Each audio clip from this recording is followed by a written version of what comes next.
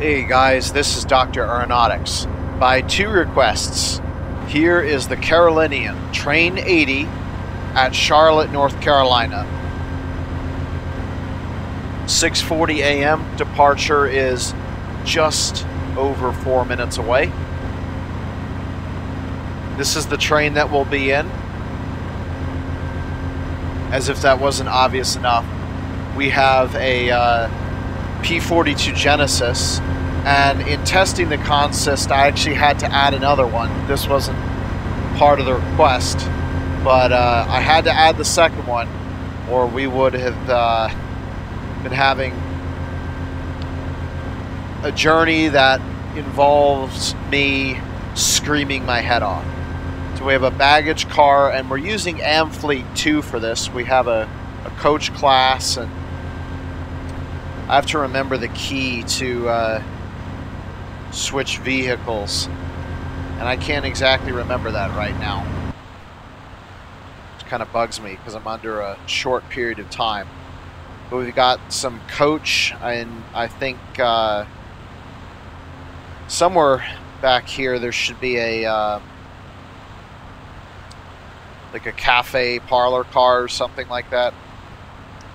You know, it really bugs me. I'm gonna see if I can look up how to switch cars real quick. Okay, help screen says alt page up and hey, alt page down. Perfect.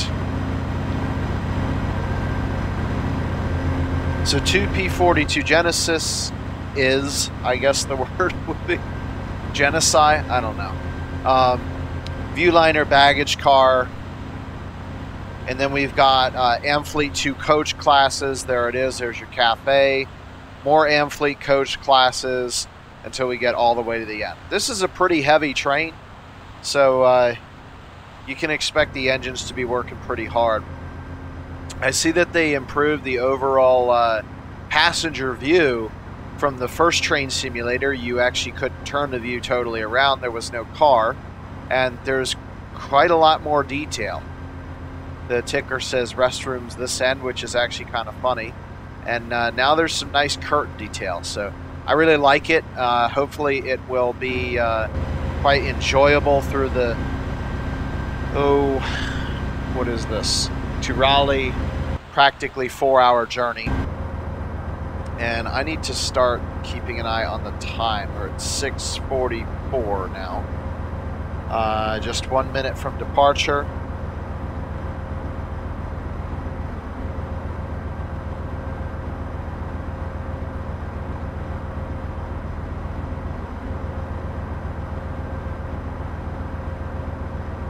I think I finally solved the issue with the brakes too. That was, I do recognize that it's been an extremely long time between the request and this actual airing, and I sincerely apologize for that. The reason being is because this part of Piedmont, North Carolina, there's a lot of ups and downs, which means a lot of brake use, and the thing that I've been complaining about is the brake not releasing. It's been taking me sometimes 2 to 3 minutes to release the brake. So I've just de-checked the option that said graduated release. It's a unrealistically long period to release the brakes. Here we go, departure time. So this is faster. It's not immediate, but it's pretty good.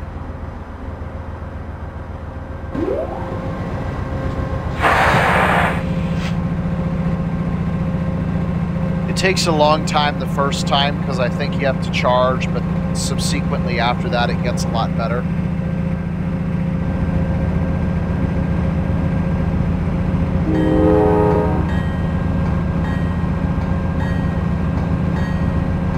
And we're moving.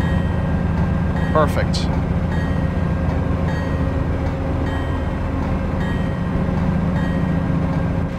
Here we are, Carolinian Train 80 departing Charlotte, North Carolina, bound for Raleigh at 10:05.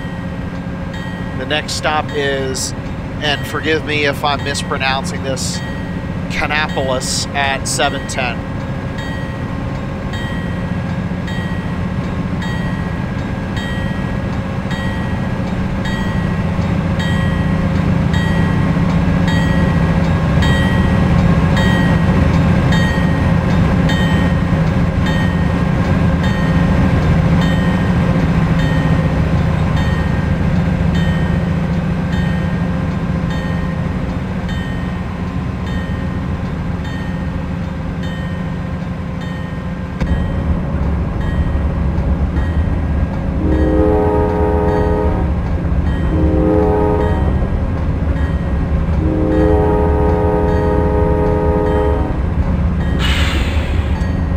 somehow managed to get this far without having my route monitor open.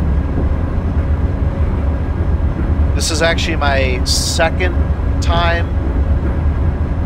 Yeah, second time after a quick test run on the Piedmont corridor, and I only drove about 15 miles on it before, so I'm quite unfamiliar with this route.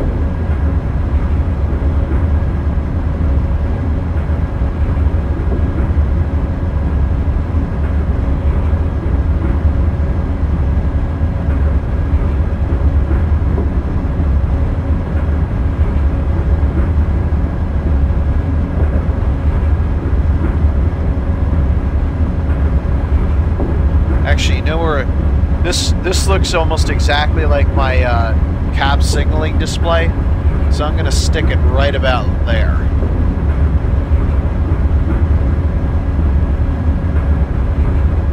And I don't think my compass needs to be up top either, so I can actually stick the compass right about there as if it were a gauge. And I've got my clock here, which means I don't even need the next station driving aid open. Perfect.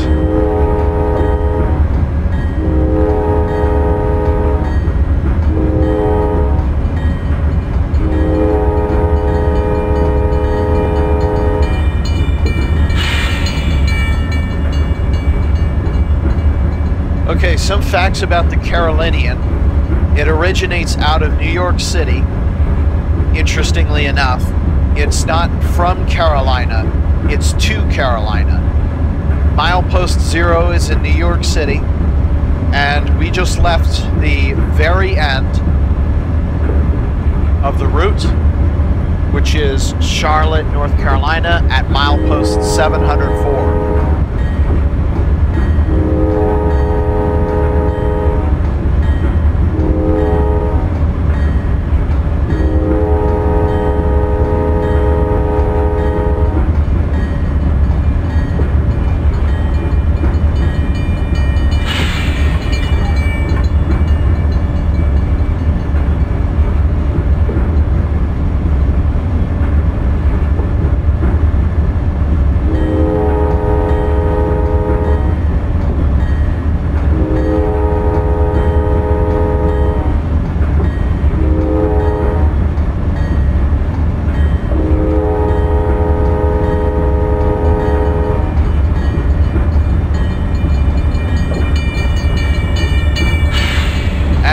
It's autumn, as it was when I recorded this video.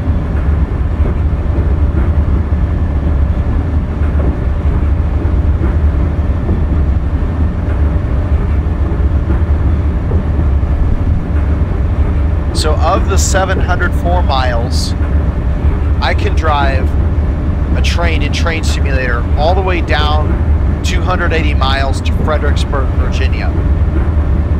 It is possible that I might download a Steam Workshop route, which should allow me to continue the journey. Wow, the clearance is tight on that bridge. To continue the journey all the way down to Richmond, Virginia, which should be 334 miles. From Richmond to Raleigh, there is a gap of approximately 197 miles, and then in Raleigh we pick up the North Carolina Piedmont corridor route to go all the way to the 704 miles. So of the 704 miles, only 197 would be gapped. Now, we're not going all the way up to New York. In fact, we tried to do that in a different episode, and that was before I had OpenRails at my disposal. So I actually, the world ended at Newark, about 10 miles from the final end.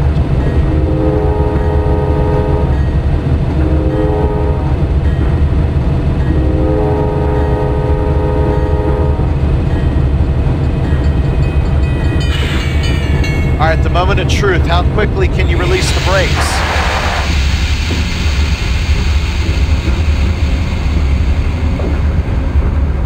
I call that plenty fast.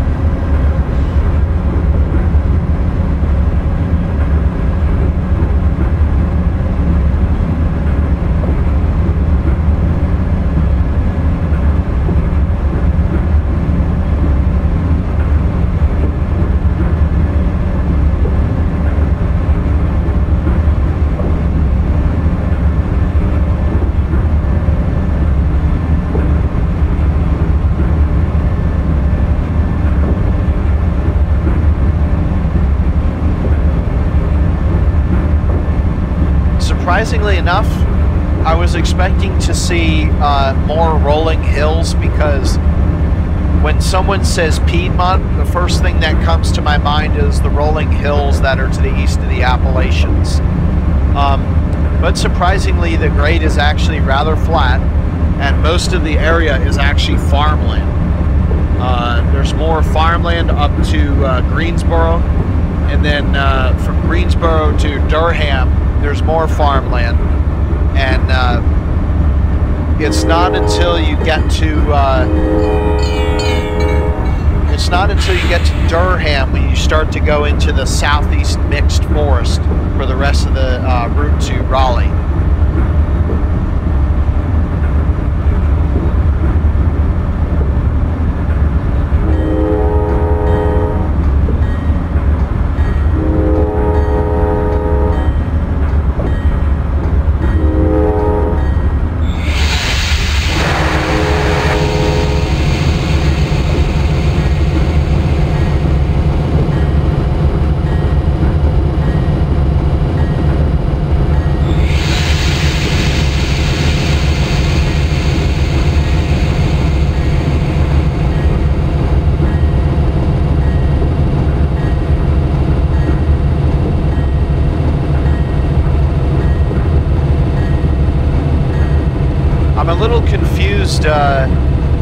What's going on with the route monitor.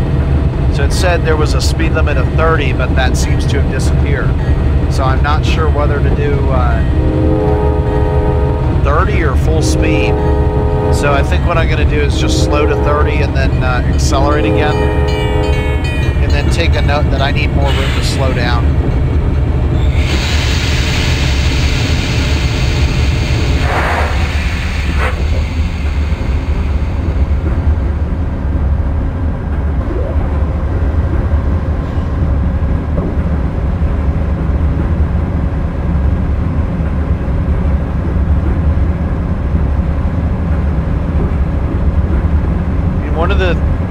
That I have with OpenRails, and I guess I forgot to address this issue, is its tendency to create yellow signals in front of you.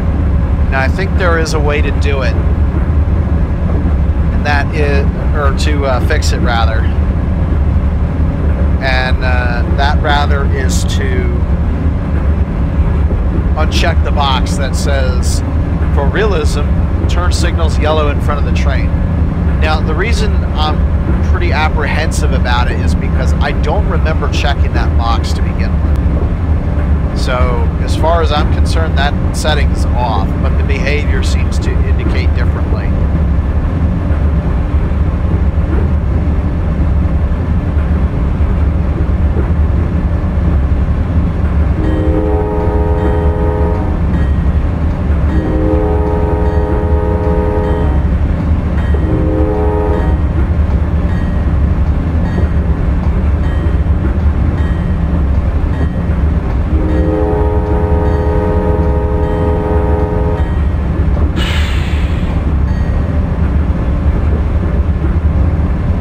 Must compliment the route builder who created this route. There is so much documentation on this route. It's very clear that they use the I don't know if is it CSX or Norfolk Southern. Anyway, they definitely used the employee timetables to create this route, which goes for almost absolute realism. 367.5, no defects. And that is something that I absolutely love about this route, is not only did they, that's the perfect segue, not only... 367.5, no defects.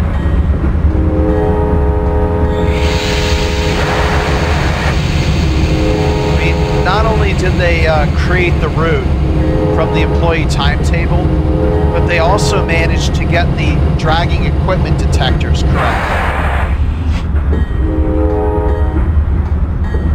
Yeah, you see how that just turned from yellow to green? I can't stand that. It's so irritating.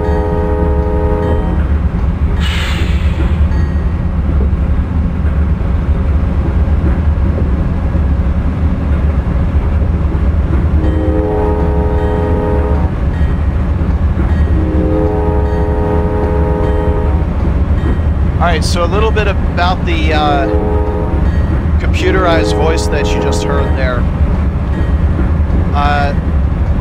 Modern trains use equipment defect detectors, and those are alongside the route at various intervals. Generally more if you have a more risky area such as the mountains. The only other route that I've seen this actually work on is at Stevens Pass route, modeled in Dovetail Games Train Simulator 2020, and basically what it does is when you go over it, it only works in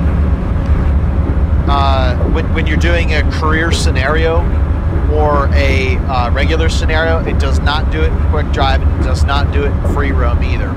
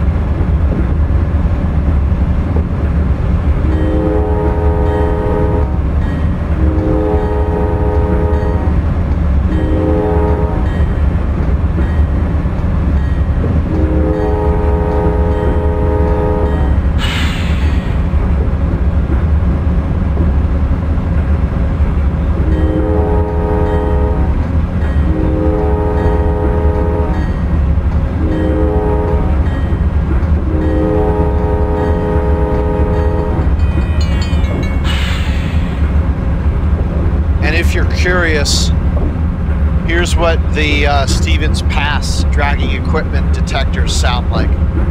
BNSF detector, milepost 1699.7. No defects. Repeat, no defects.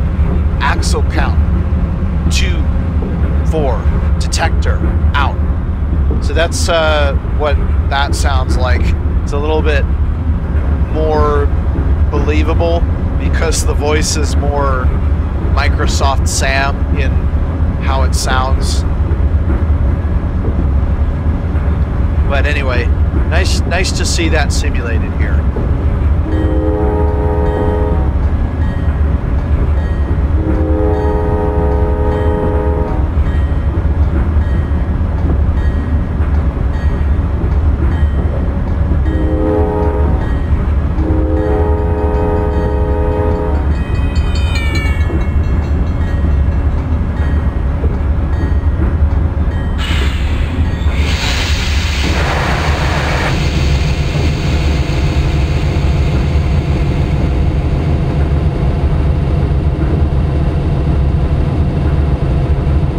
Oh yeah, another thing that I forgot to mention too.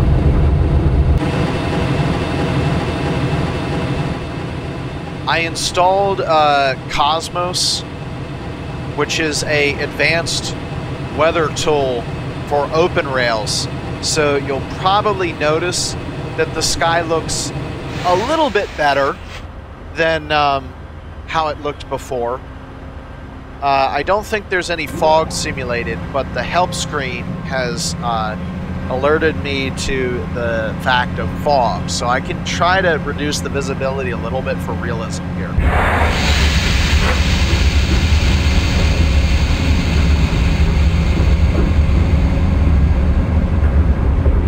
gonna go to F1. I don't know if you can see this or not. There's like a debug. Yeah, there we go. Debug fog increase. Shift plus equal sign and shift, or shift equal sign and shift minus. Alright, so we can try that right now.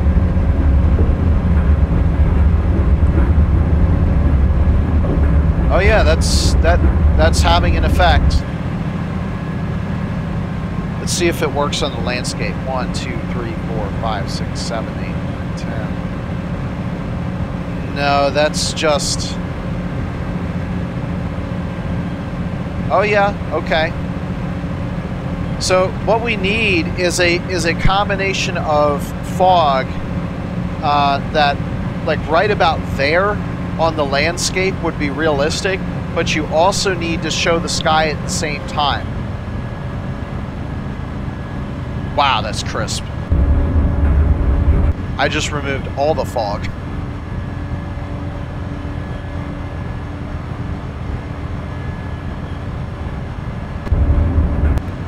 That's too dark.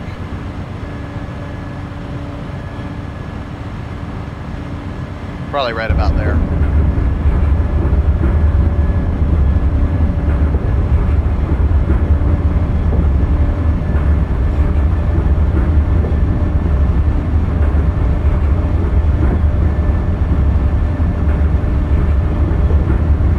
So yeah, next on the to-do list is to fix those signals. The environment looks a little bit better, but as you can see, the sky will not turn yellow around the sun. The sun will still come up blue. To fix that problem, I have to exit OpenRails and load a yellow sky.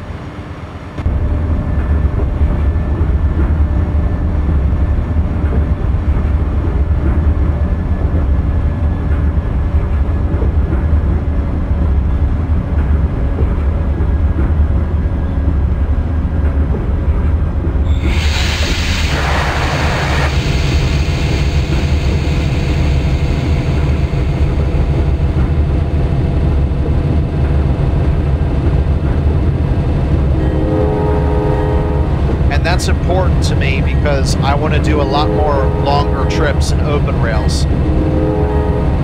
My big complaint with Microsoft Train Simulator is the fact that it crashes about every 20 to 30 minutes or so. It just freezes and crashes. Won't save your game, so you'll lose about, every hour you'll lose about 10 to 20 minutes if you save every 15 minutes.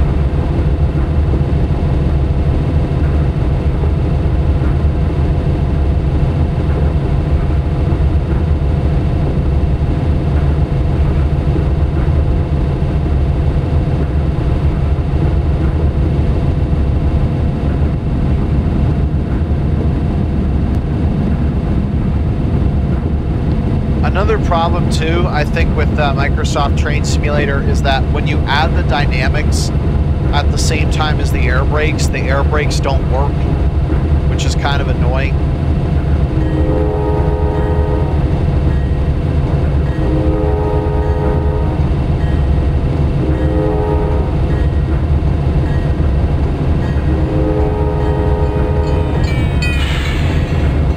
And that's bad for use in the mountains, because you need both if you're coming down a heavy grade. You do not want to use your air brakes for the whole time, because not only will they fade, but they'll also need to be replaced due to shorter lifetime. And you can also get hot boxes.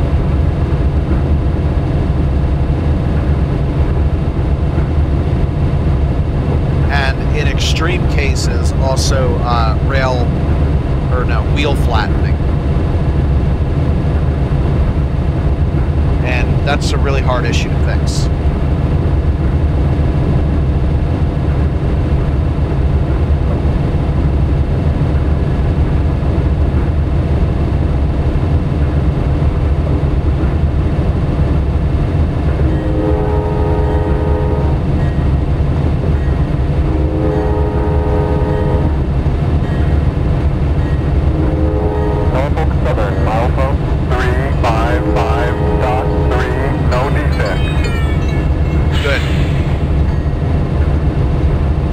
One of the things that I'm going to do so that I don't have to use these pesky yellow labels. Norfolk Southern, milepost 355.3, no defects.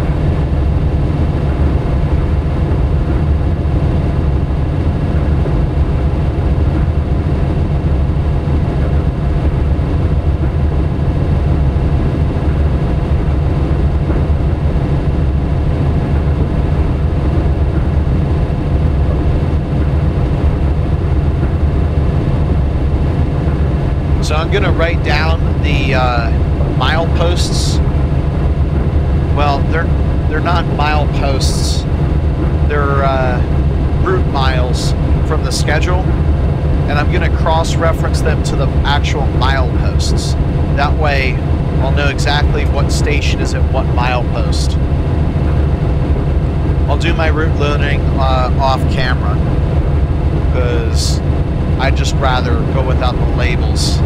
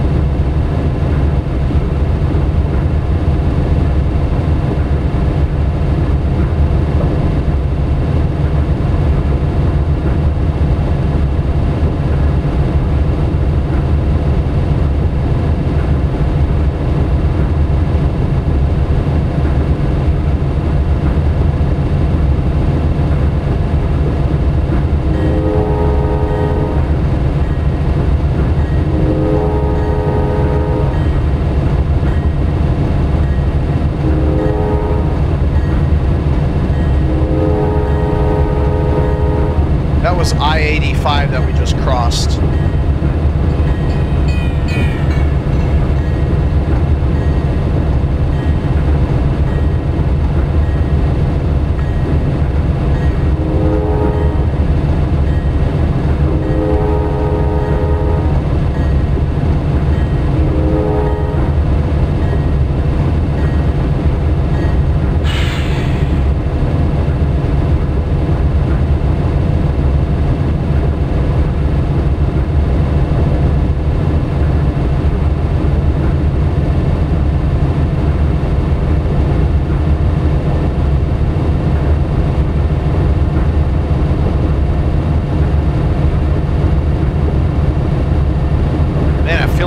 Compressor's been on for like 20 minutes.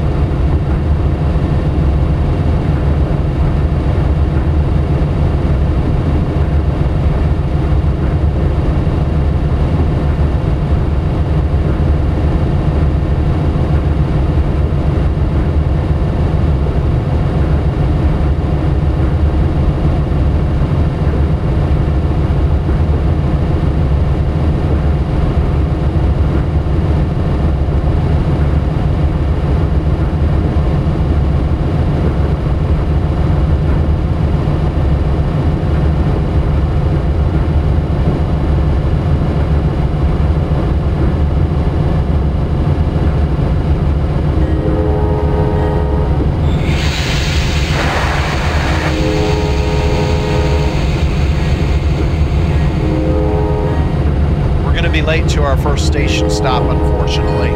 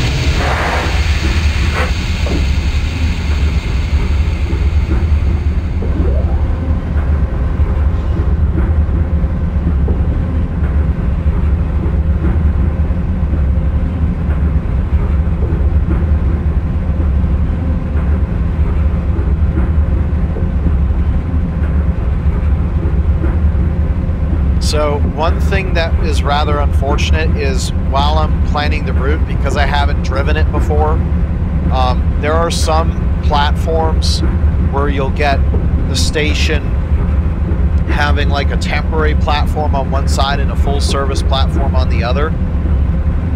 Unfortunately for me, I'm not as familiar with the route.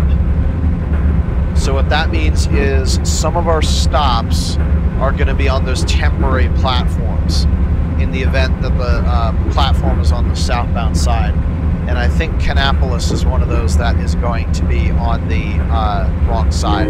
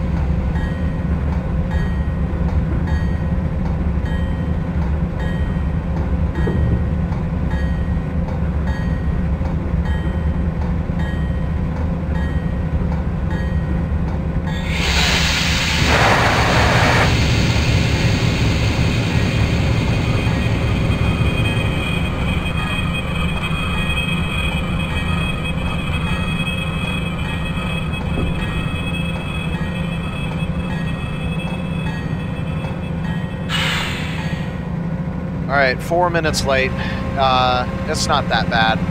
There's room for improvement, of course.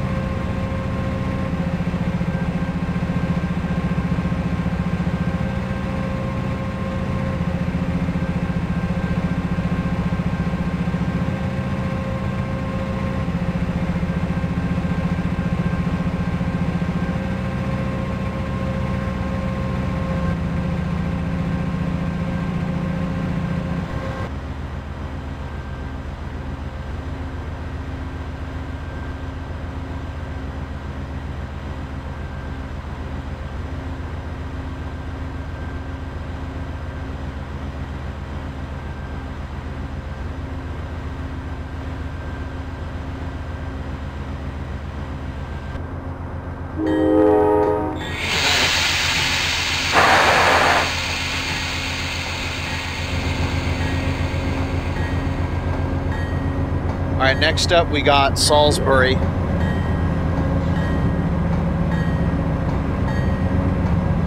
And that is at 7:28.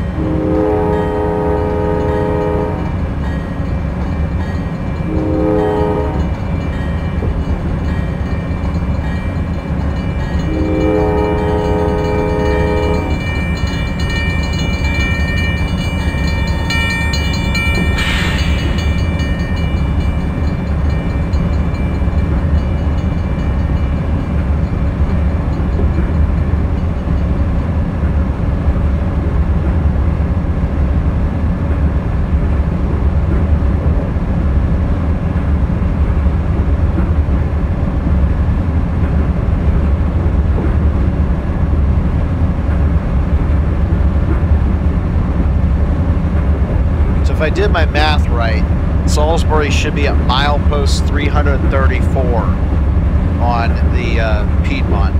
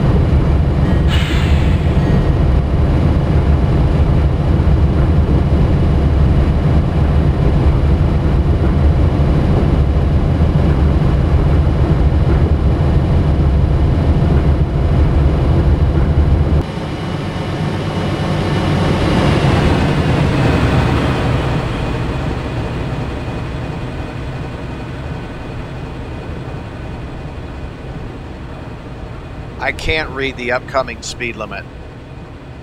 Oh, there we go.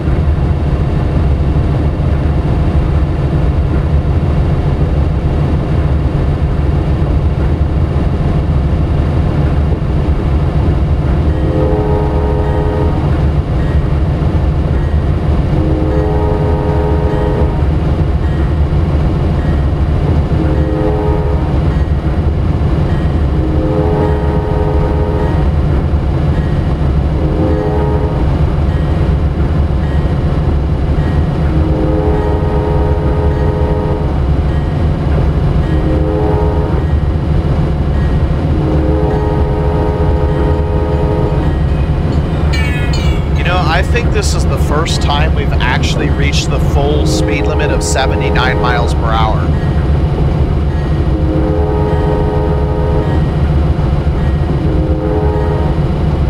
Which of course is the cruising speed, the maximum cruising speed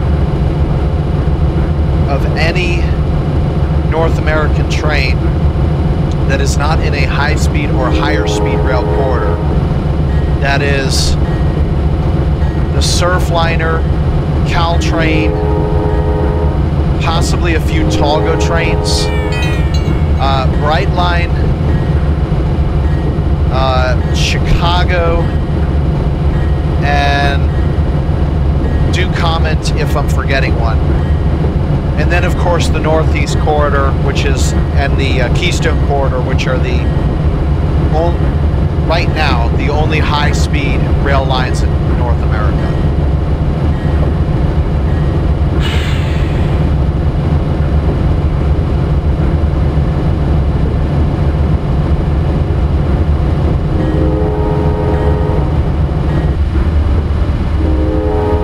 We just lost the bell.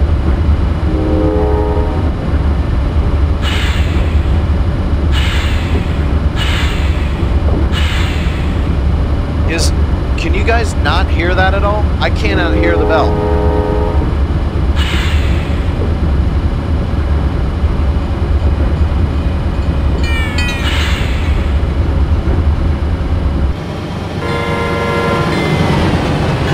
Okay, I can hear it outside the train.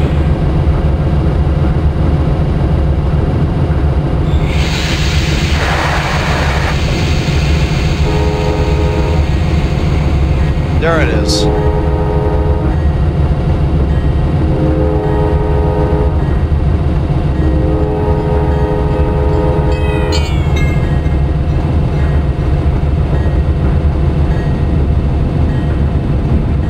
Norfolk Southern, milepost 338.0, no defects.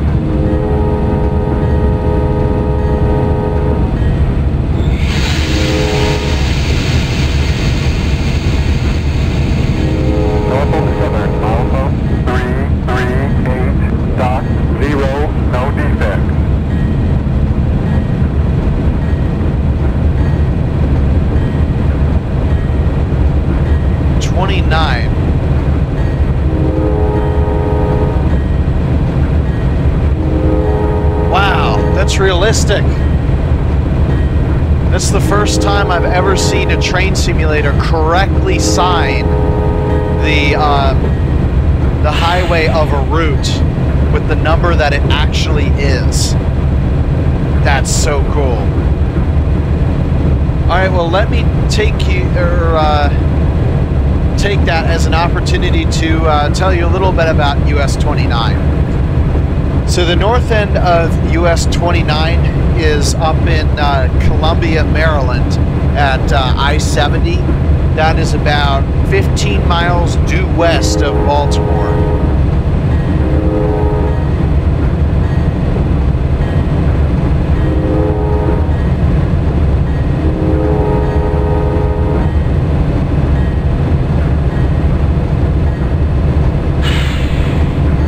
And the southern terminus of 29 is in Pensacola, Florida. It generally parallels Interstate 85 in a southwesterly, northeasterly direction. Of course, Interstate 85 itself begins in, I believe it's Petersburg, Virginia, and it runs down to Atlanta. Actually, it goes a little bit further, Montgomery, Alabama. And I should know that because I was on 85 in a bus in the northern section, and then at Atlanta southwards I was in a rental car or a plane, interestingly enough.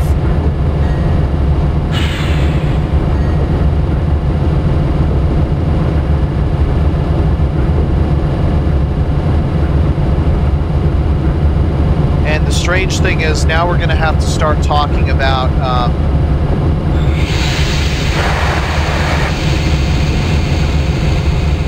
I-75 and how for a good portion of its journey it's actually east of I-85, which, if you know how the interstate highway system works,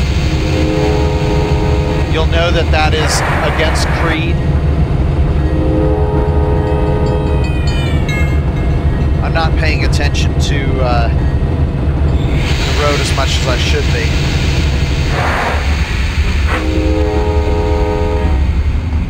And as a matter of fact, we're coming to Salisbury right now.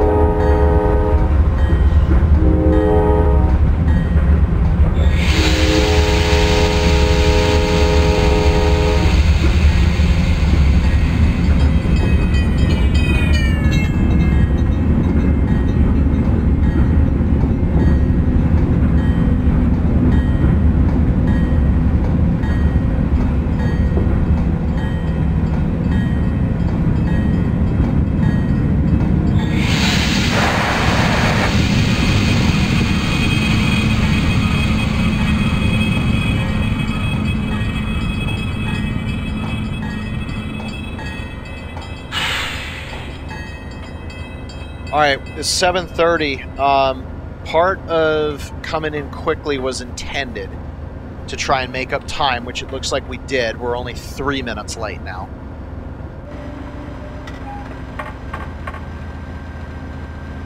Nice looking station, I must say.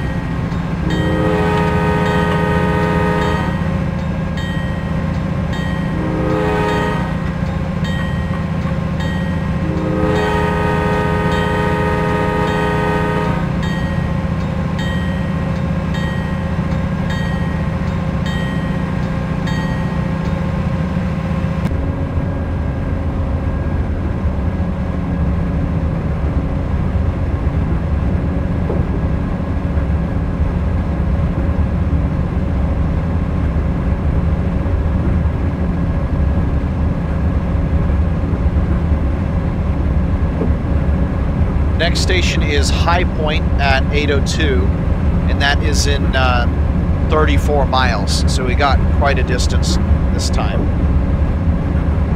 And that should be nice, easy round milepost 300. I was predicting milepost 334, and I was within half a mile. of getting that right. So it looks like my method is consistent.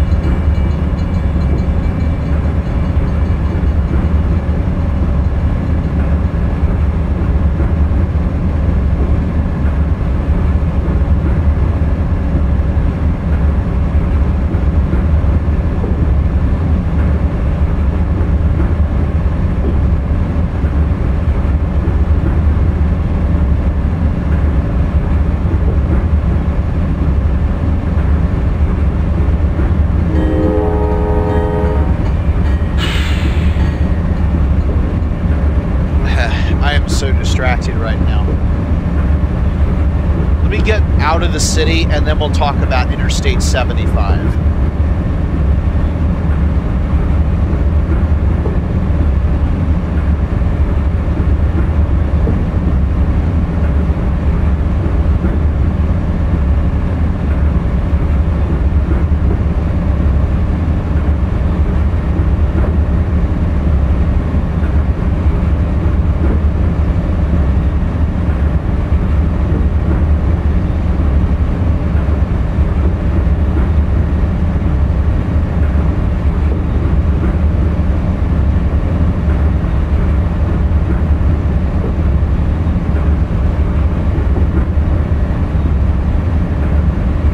Southern Railway Company, I presume those cars are from.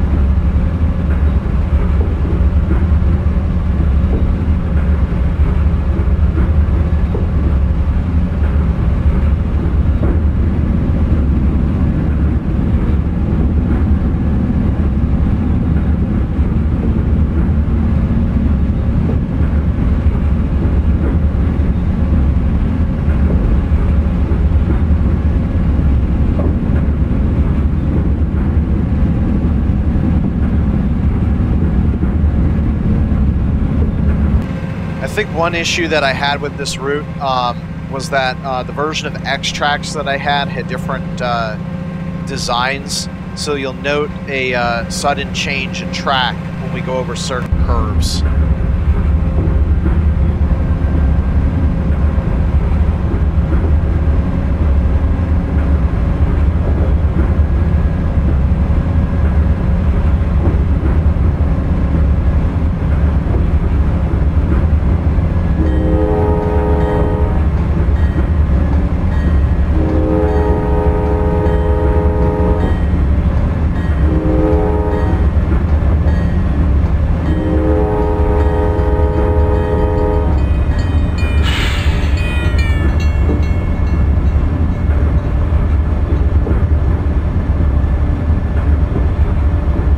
So the confusing part about how I-75 is east of I-85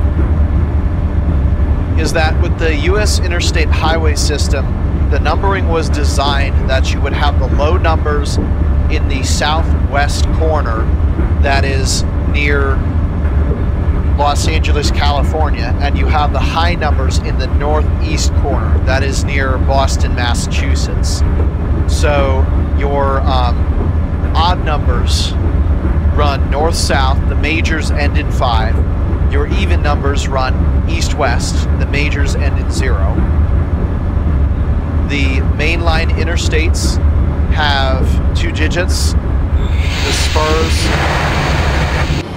have, and their auxiliaries have 3 digits.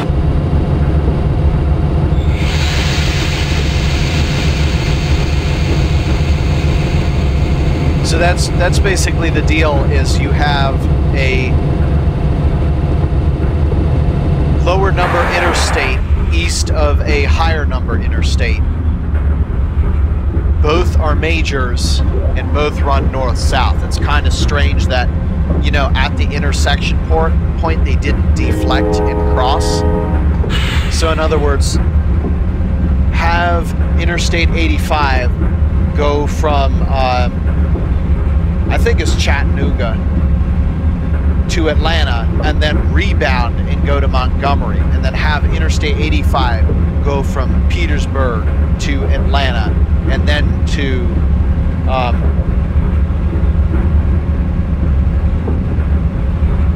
I'm not looking at the I have a page called I-75 in Georgia.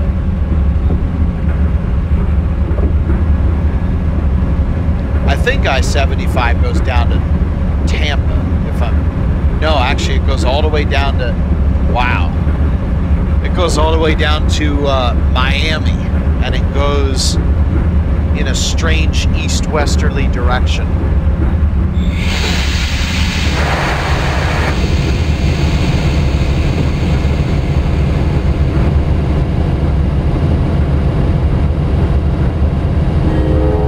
I need to remember that because I don't know the route, I'm going to have a tendency to screw up if I get distracted.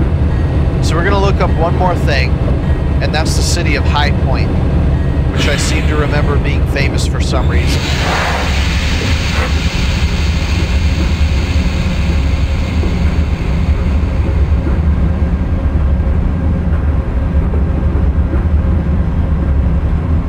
Probably High Point University.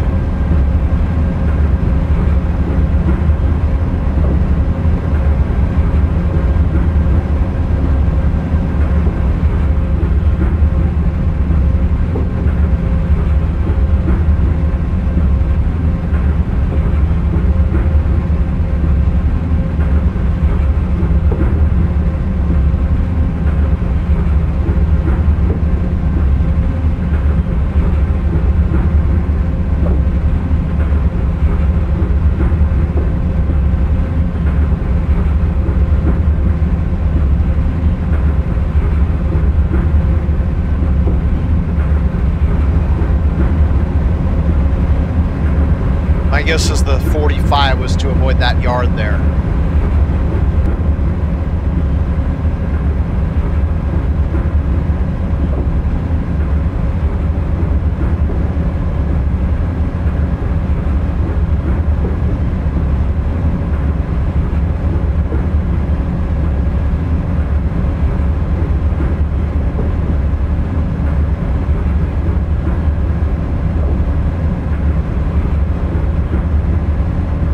Like High Point is known for liberal arts, and they've been awarded the #1 most innovative regional college in the South.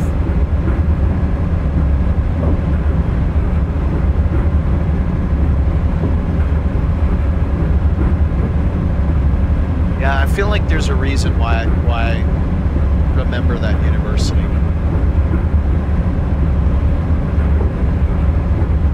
Okay, between here and High Point, we're going to go through the least forested region on the Piedmont.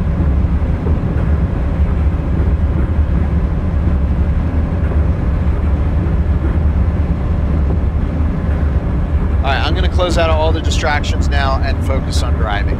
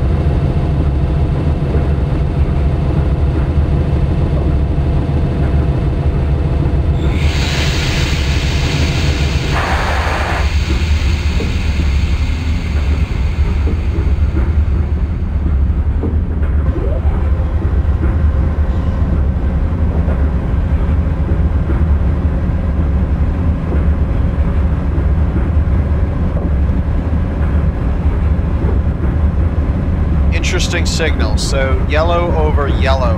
I'm not exactly sure what the North Carolina signal aspect system is, whether it uses CSX or Norfolk Southern or whatever, but on most railroads that would be a approach diverging approach. So I think that's saying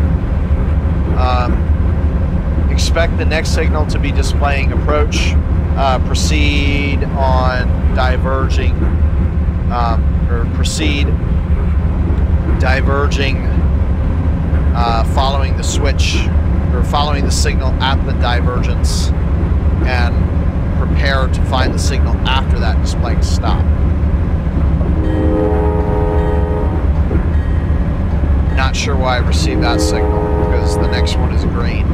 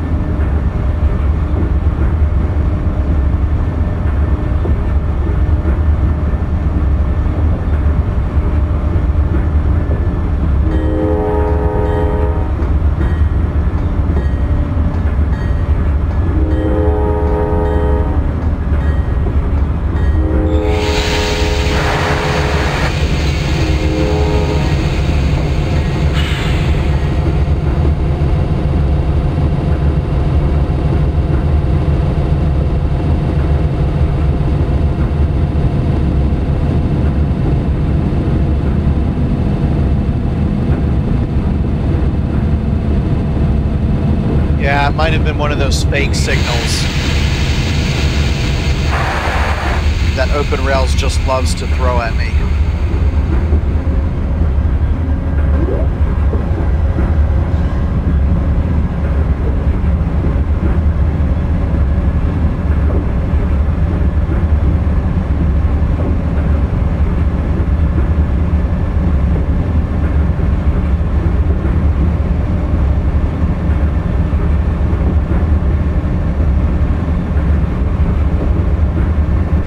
Wow, that is a really tilted bridge.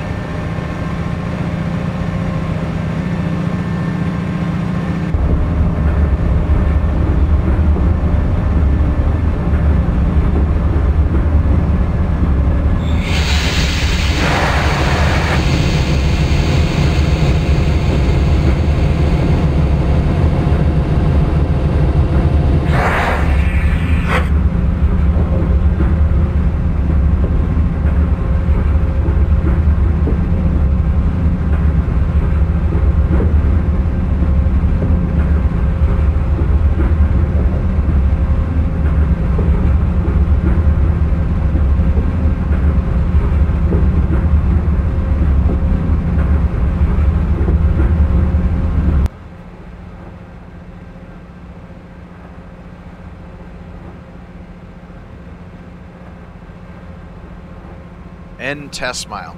Okay, so every once in a while railroads will designate the area between two mileposts as a test mile, which basically means that you are supposed to time how long it takes you to go from one place to another, precisely that exact mile, and then look up to a table how long it took you, and then from there you calculate your speed.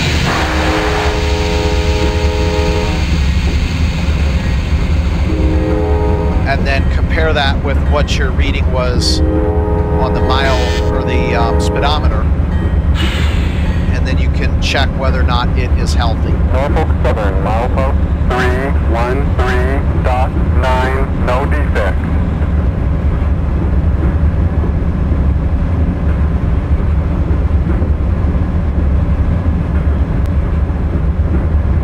Norfolk Southern, milepost 313.9, no defects. I'm pushing the train extra here because we're 11 minutes out from we're due at High Point in 11 minutes, and we are 13 miles from it. So if we can average above 60 miles an hour a little bit, we might have a chance to be on time. A lot of small rivers in this area.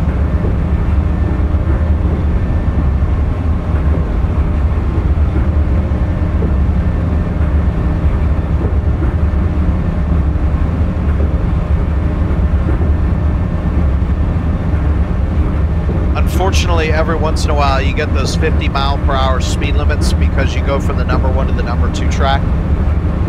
And it's kind of annoying that they do 1 and 2 instead of primary and secondary, because you put the faster train on the primary and the slower on the secondary. I didn't understand that when I was generating a map for my own personal route. This was long before I understood the fact that you had to slow down for interlocking.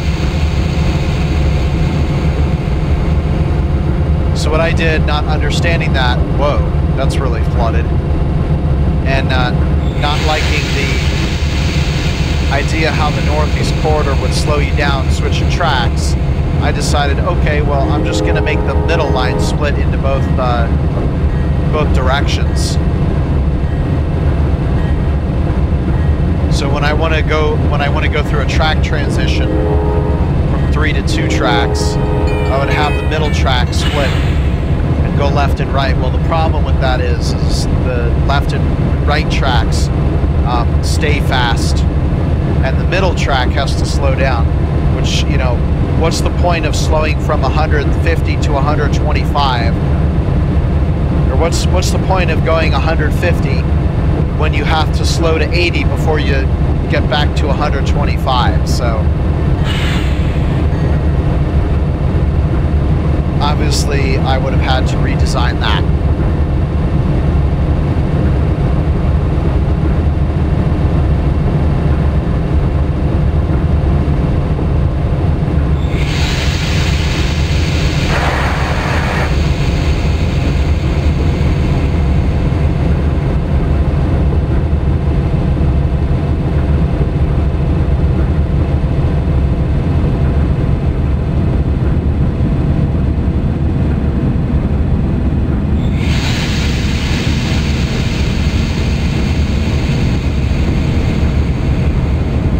I need to give my air brakes a rest. I'm starting to get brake fade because I can't get my main reservoir charged up.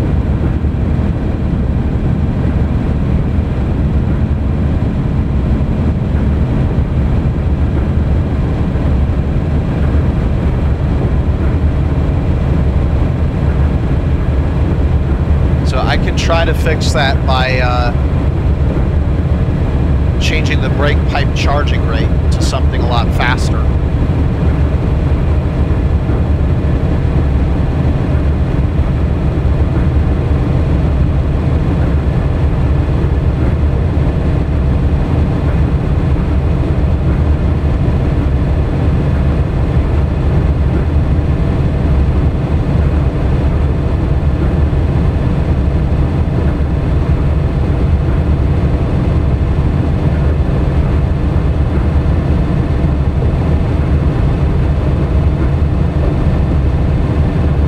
Takes a long time to charge the brake pipe, and then once the pipe is charged to 110, which is what a Westinghouse air brake for passenger trains is, at that point my main reservoir should start to increase quite a bit faster.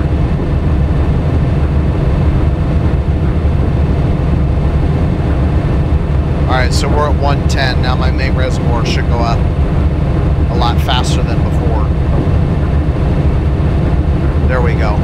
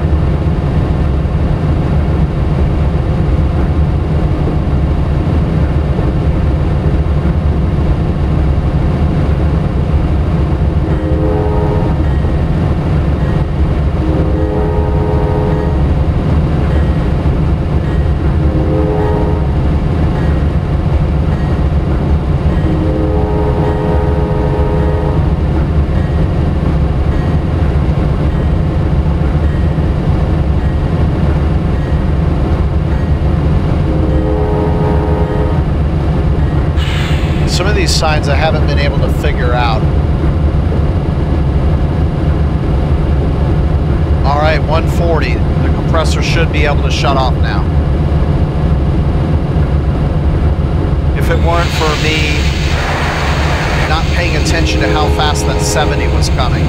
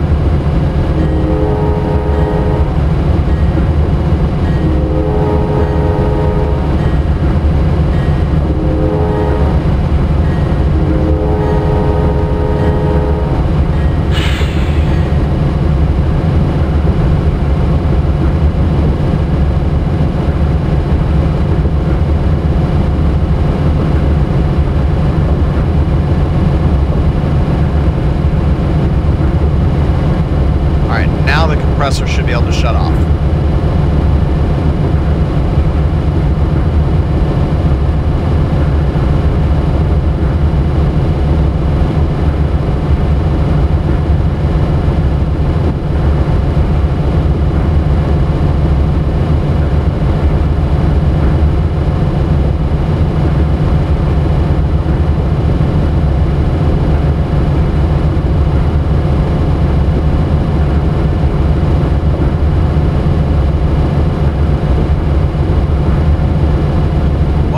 Doing 140 is where you're supposed to be at. So in a normal brake, once you reach 140 psi, the compressor's supposed to turn off. I'm not sure why it's still on. Alright, we're finally coming into high point now.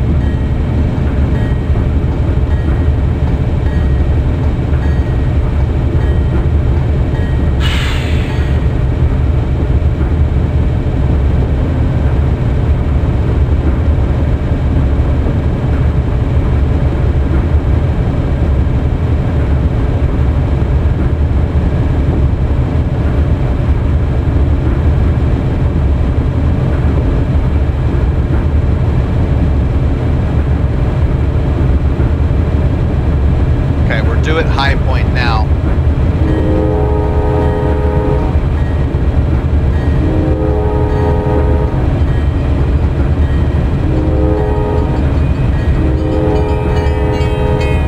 After High Point, I'm going to put some serious moves on this train to get caught up.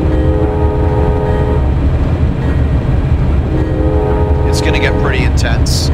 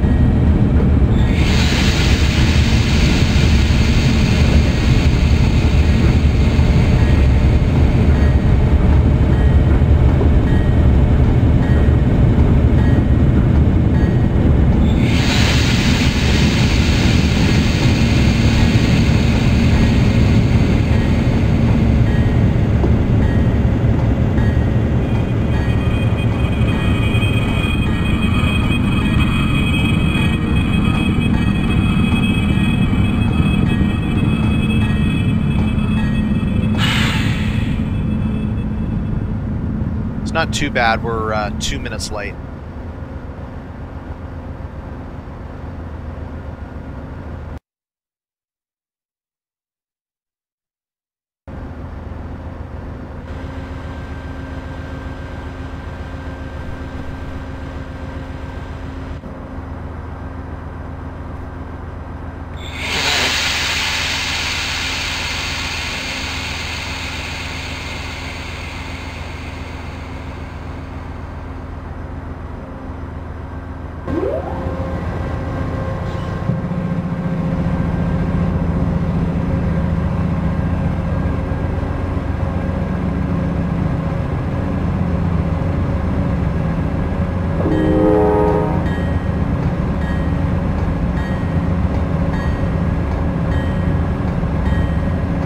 All right, next station is Greensboro at 8:24.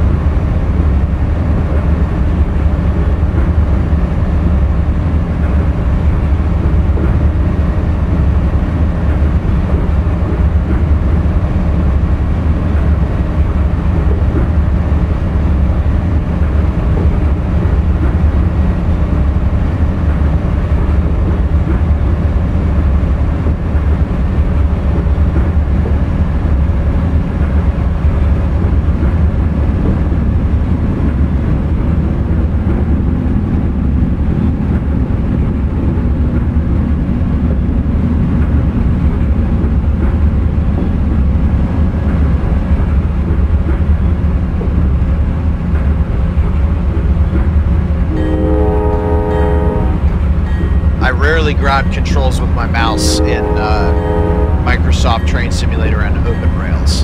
I do it a lot in Train Simulator 2017 because of the 3D cab. But yeah, I'm not one for grabbing 2D cab controls much.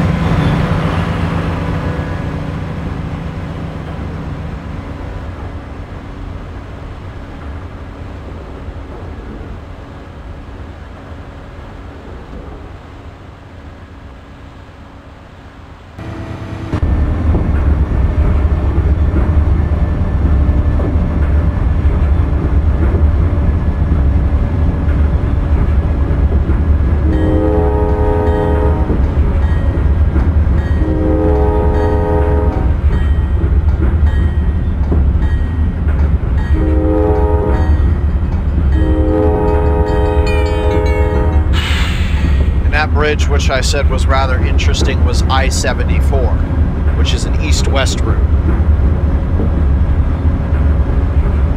So that rule I was complaining about does not apply.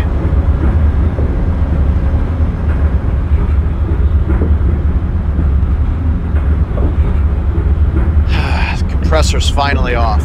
Thank goodness.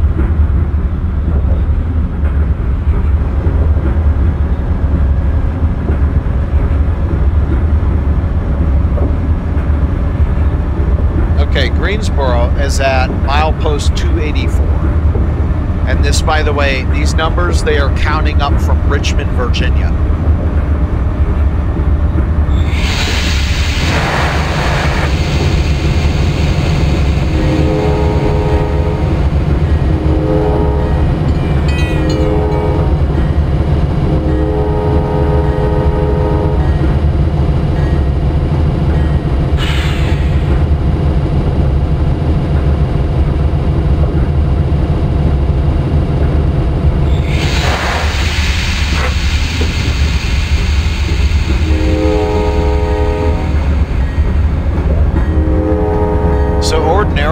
You would think that because the mileposts count up from New York and then southerly up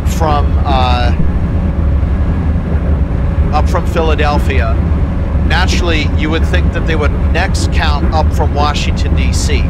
But no, they count down to Richmond, Virginia. The reason that is because Virginia at the time was in the Confederacy when they built the first railroads in that area. So Richmond was the capital of the southern United States, the Confederate States of America, and therefore all of the routes were signed with respect for Richmond, not the Union capital of Washington, D.C.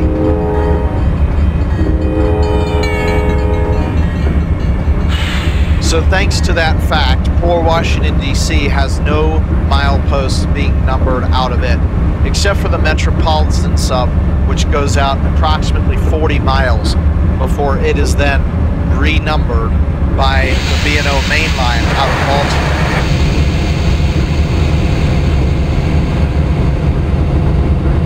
So as a result, you tend to have high milepost numbers everywhere around Washington, D.C.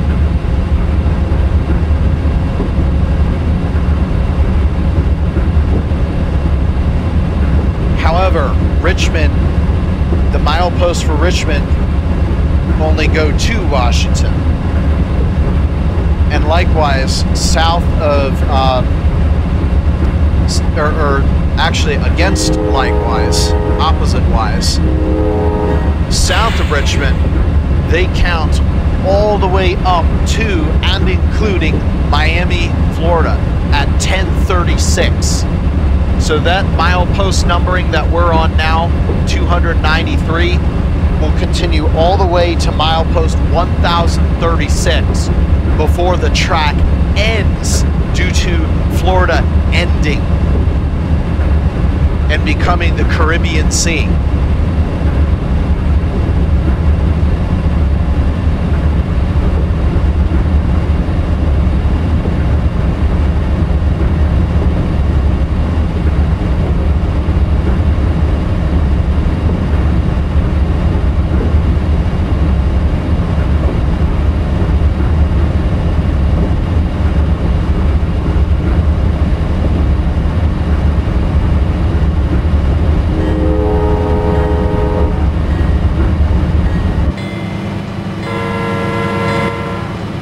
Where's the crossing?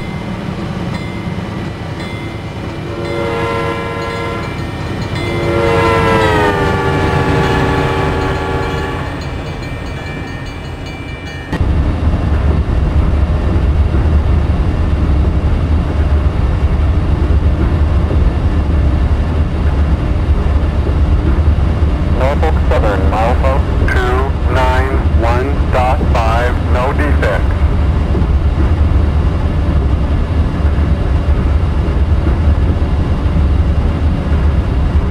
Greensboro is quite a large city, so I'm expecting to Norfolk Southern, milepost enter a lot of 291.5, no defects. buildings soon.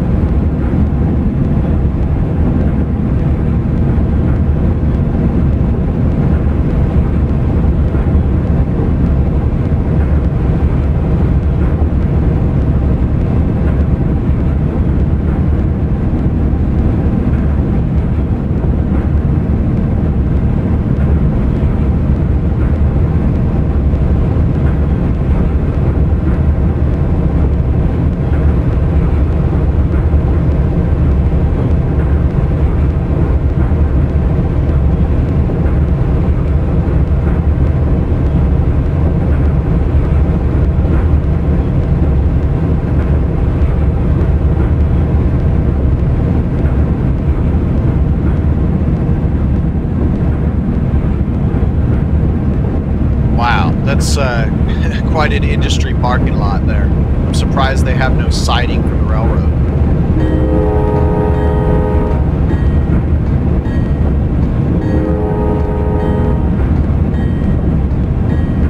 There's another one of those confusing signpost things.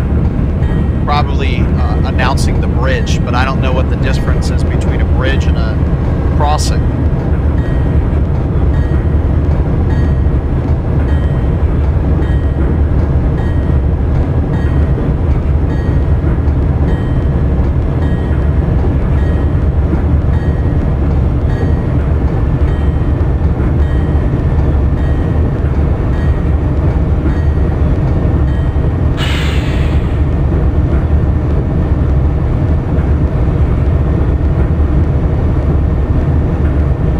Random hill.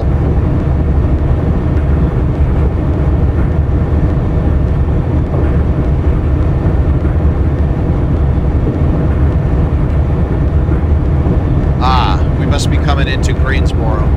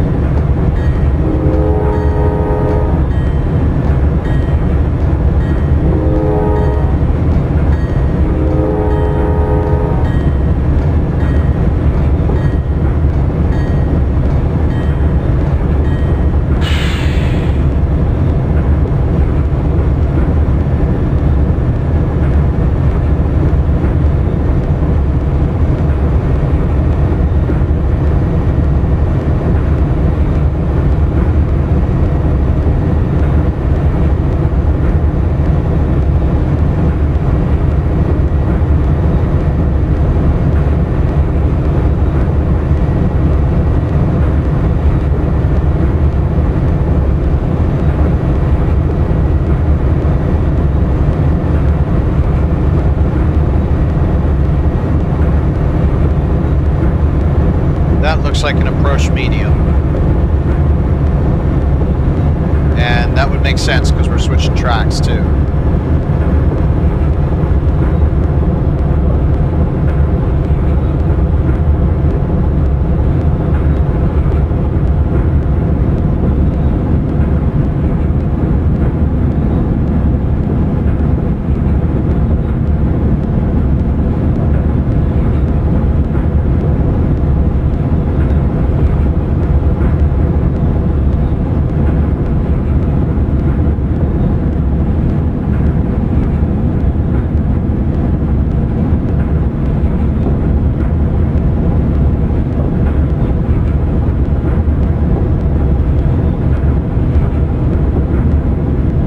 Yep, that was a real signal.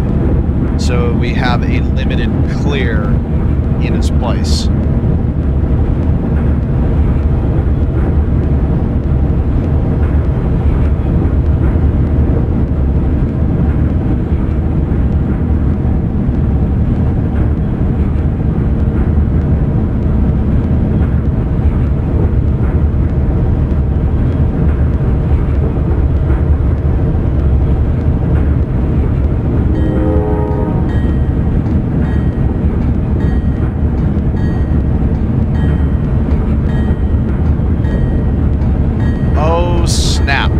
About this, the numbering changes here.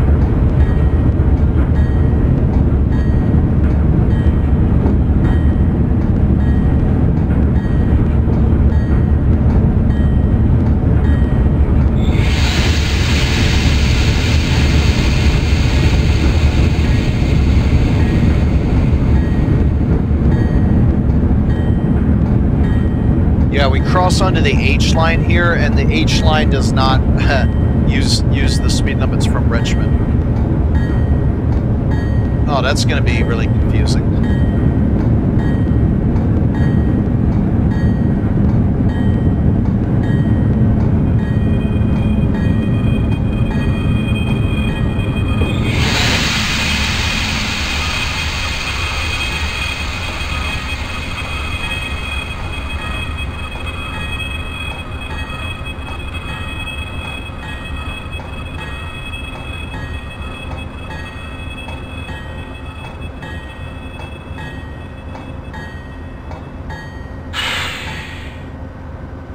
Guess what? 8:20. We were due at 8:24. We're finally caught up. In fact, we're 4 minutes early. Thanks to my aggressive driving. We're going to take a little bit of a break here.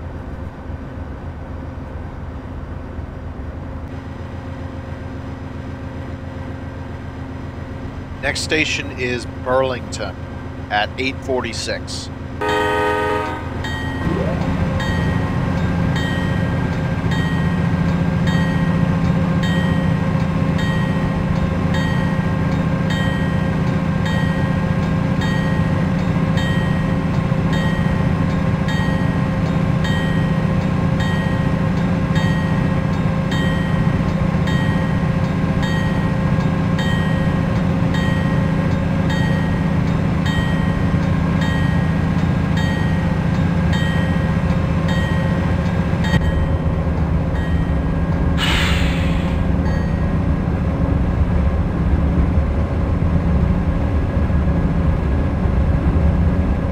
I'm going to be rather quiet for the next couple minutes because I'm eating.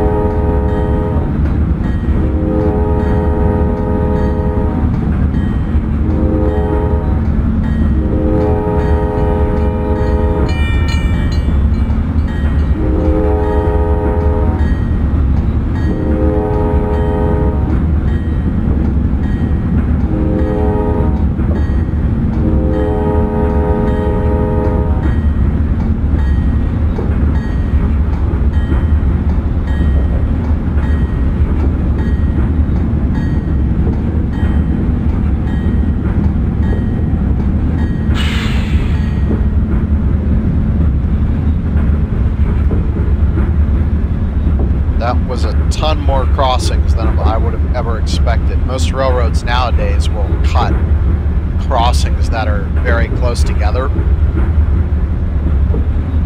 So you go a long way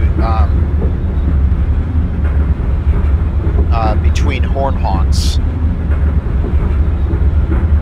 And I know there's been several times when I've been in that situation where I wanted to cross the tracks, and it's really annoying because a county road no longer crosses the tracks for that very reason. It's interesting that North Carolina doesn't do that with the railroads.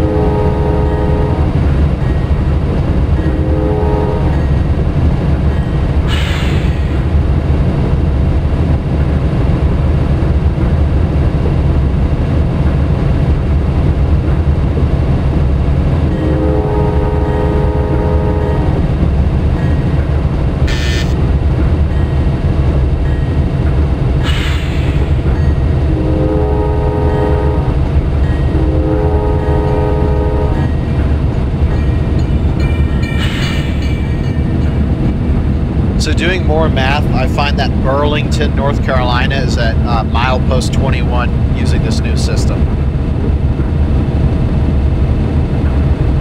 So it's actually not that far away.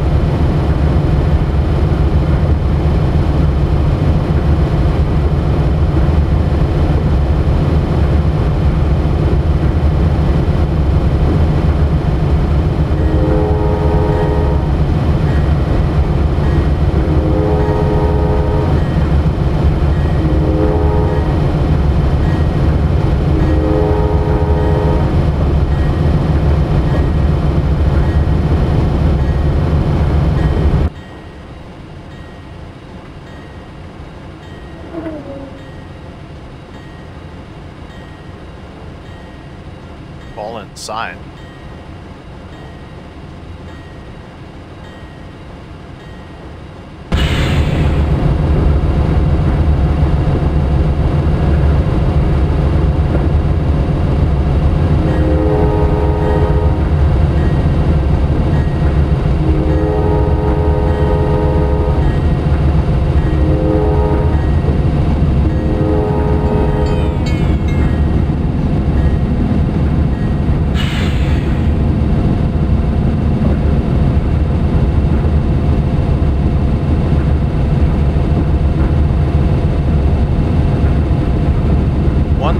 That I like with the old train simulator that the OpenRails doesn't do very well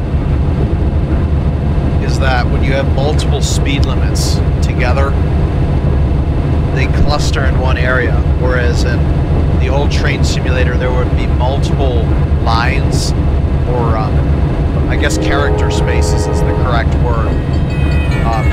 There would be multiple character spaces where extra speed limits could appear to the side, even though if they were in series, they would overlap the text with each other.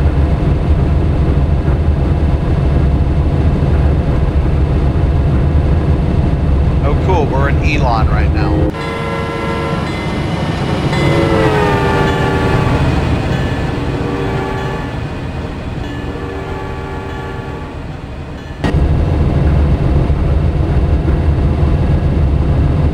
This is most commonly encountered in the default train simulator when you first come out of the Shinjuku station on the Tokyo-Hakone line. You get like 8 speed limits within the span of a kilometer.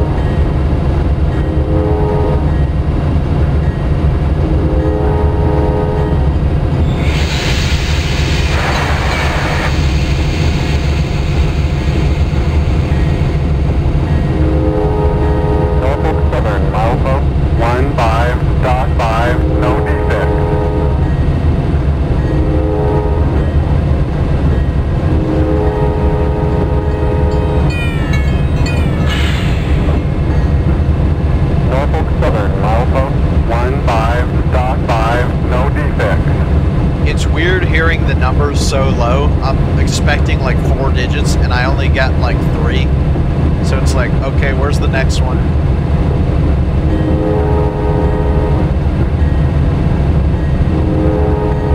I wish it would give me an axle count though, right? Because if you don't get an axle count, you're not like certain you dropped one, because if you're like, that's why I really like it on Stevens Pass, is because you're going along and you hear axle count 3-2, axle count 3-2, axle count 3-2 all the time. You're going up a steep hill, and then when you get near the top of the hill, you hear axle count 2-4, and you haven't stopped. You're like, oh crap, we just dropped a few. Which can happen, you know. Freight trains do have run-ins and run-outs, in which the intra-train forces are violent enough to snap the couplers. Normally the snappage is non-catastrophic, which means the fix is to simply back up to the train, reconnect, and then pull away carefully, instead of like the couplers actually being smashed off to the point where you have to like wait for a repair crew to come out and fix the coupler.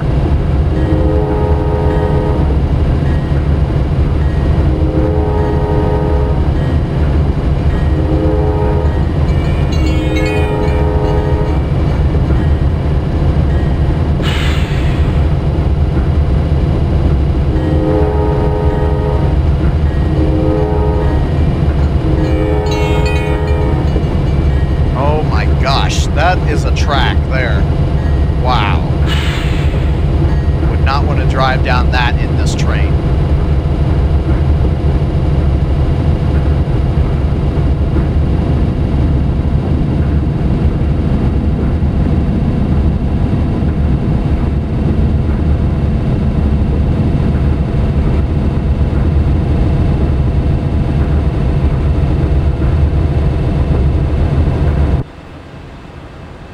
But that track wasn't as bad as this track.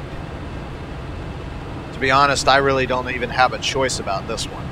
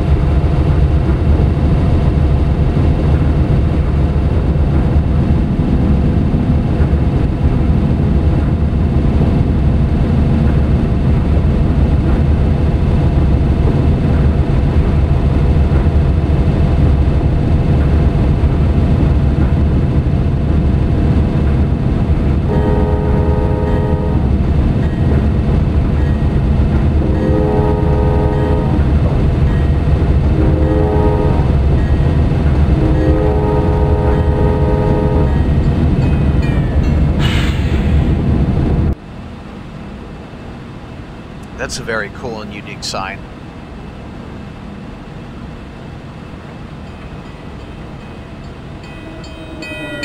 No left turn and no right turn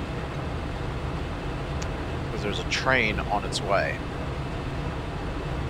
Something that we'll never be able to see because we're in a train, so every time we're nearby we'll trip it.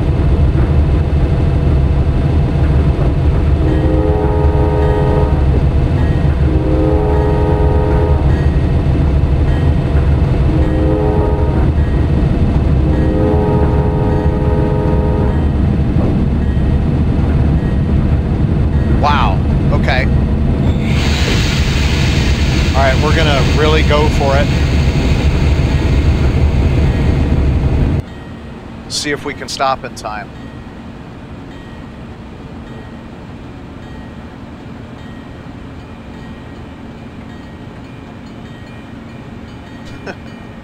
Amazing.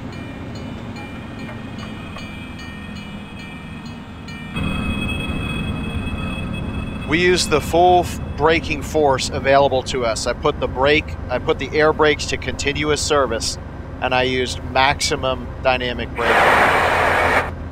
The only thing beyond this is full-on emergency.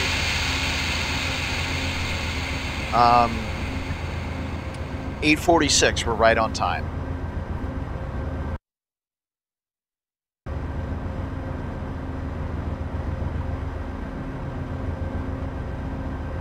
To be honest, I wasn't expecting that little dinky station to be what I'm looking for. But I saw it, I'm like, you know what? We're at milepost 21, which is exactly where I said that was going to be.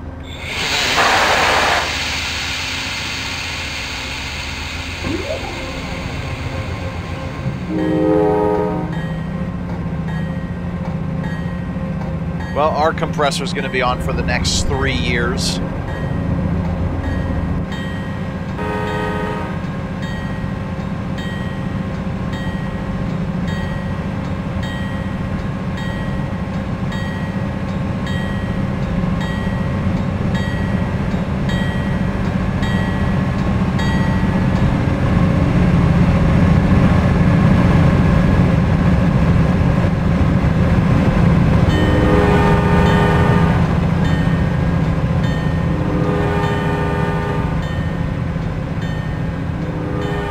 Alright, this is starting to make sense now.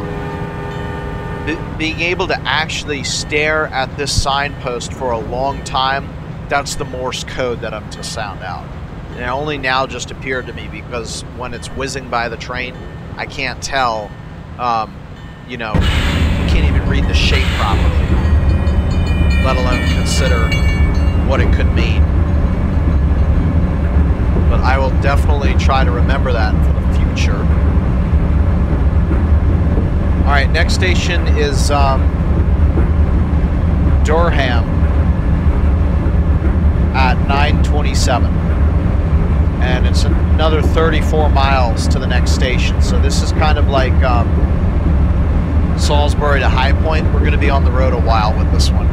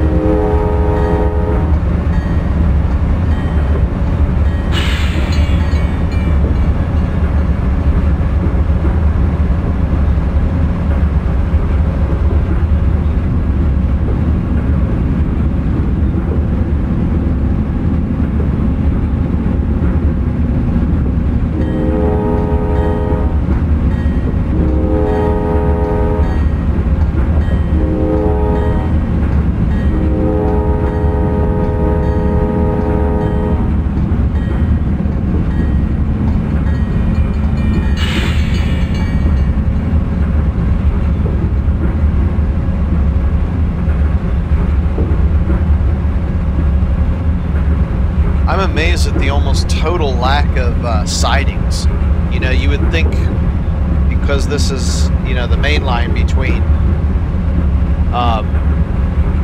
Raleigh and Greensboro, two very large cities, you would expect that there would be a lot more two-trackage than single trackage, but for whatever reason, maybe it's the long distance trackage is using other routes like the A line and the S line.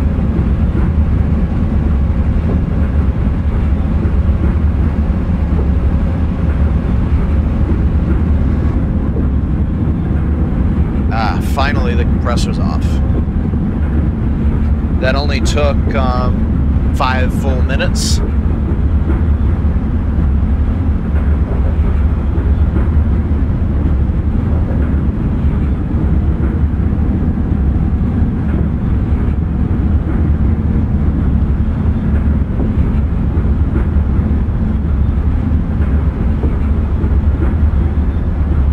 This track suddenly became very parkish. A lot of very sharp turns and hardly any straightaways.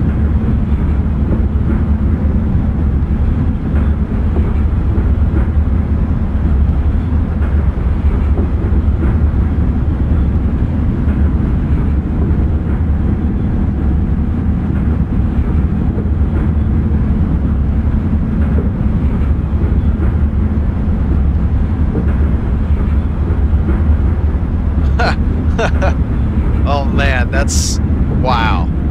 That's steeper than anything that we have in the United States, that's for sure. See that car just disappear as if it was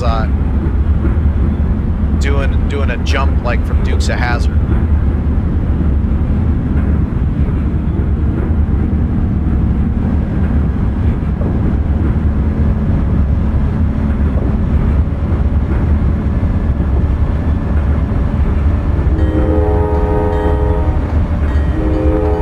I think this is the first time I've seen a buffer on this route. Normally, it's been, and you can look back and see it for yourself, there's just a bunch of rock piles marking it.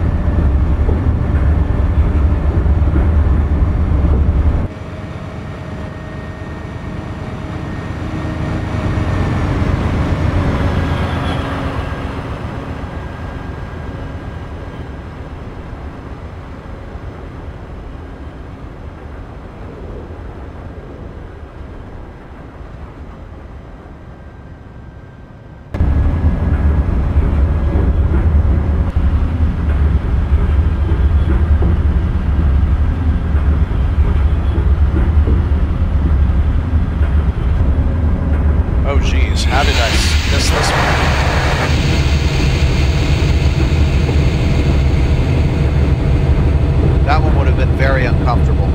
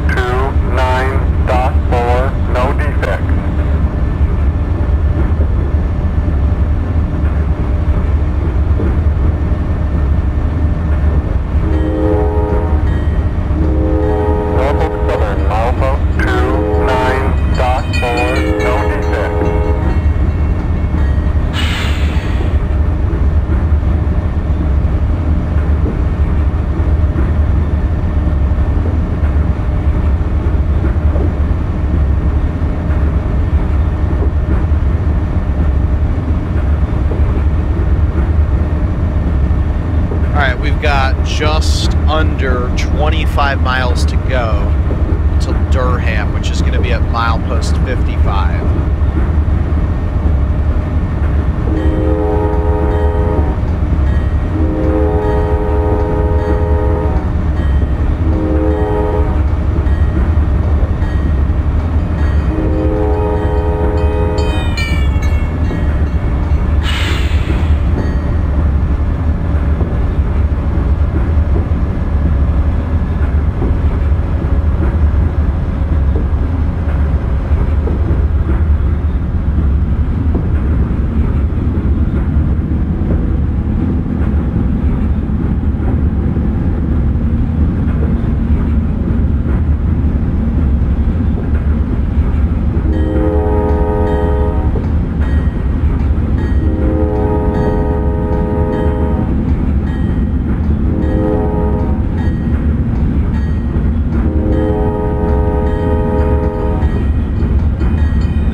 situation where I can't understand why they haven't gotten rid of these crossings. I mean, you can see the roads are right next to each other. So if they deleted one crossing, you could just go to one of the other two crossings.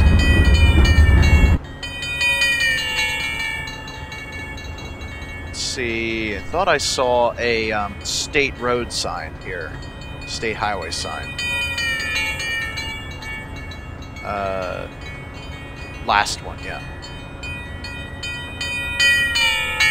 North Carolina 119 and US 70.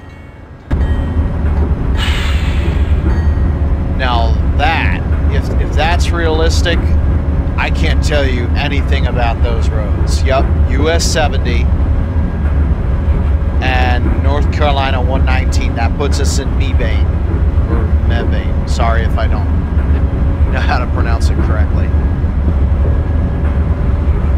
I am thoroughly impressed by that. I can't tell you a single thing about it, except US 70 is going to be south of US 60 and north of US 80, and it's a major US road which is going to cross the country. That's all I know about it.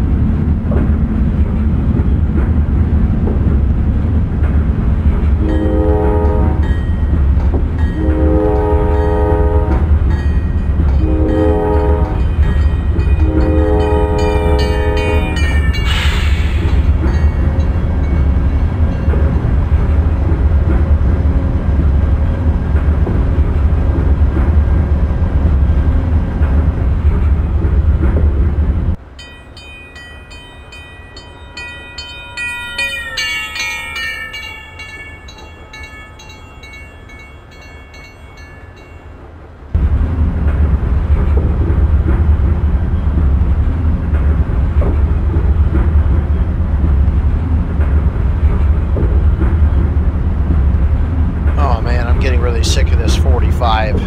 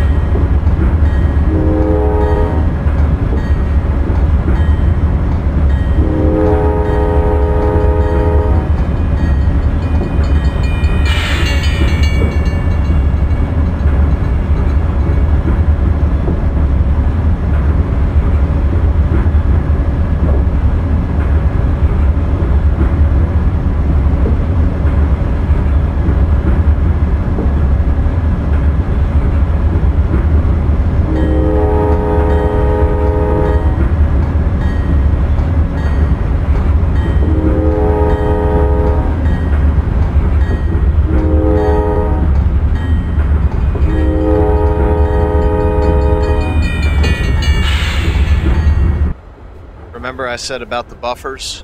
There's that rubble pile.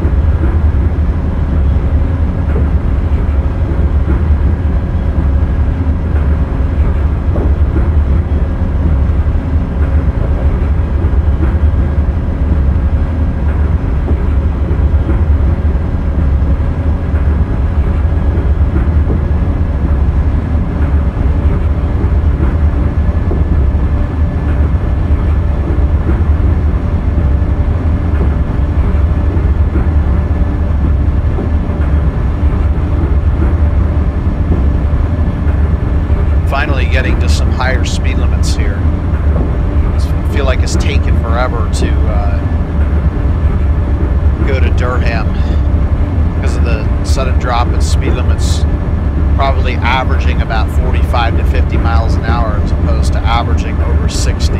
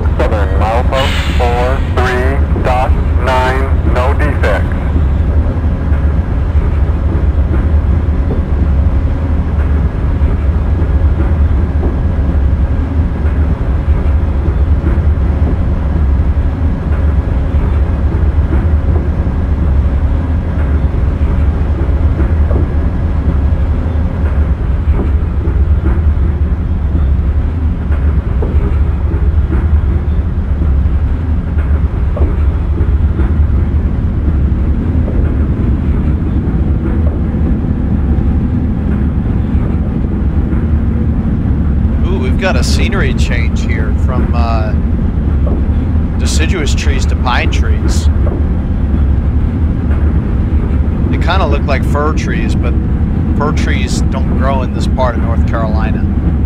There are a few mountains in the extreme southwestern part of North Carolina, up in the Blue Ridge and Smoky Mountains, southwest and west of Asheville, that are tall enough to host fir trees.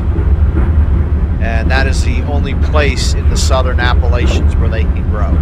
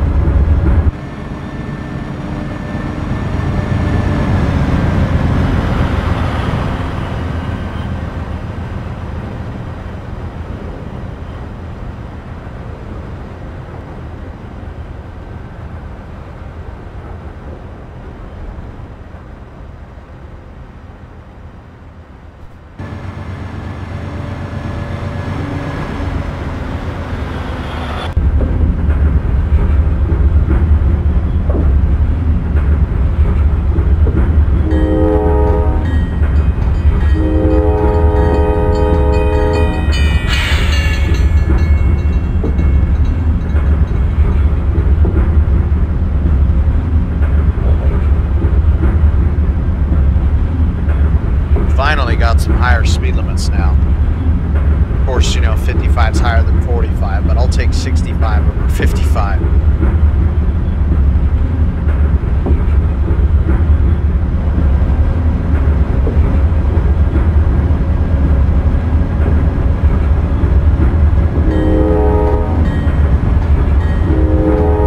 If it's not clear, I'm impatient, and the reason I'm impatient is because it's 70 degrees outside.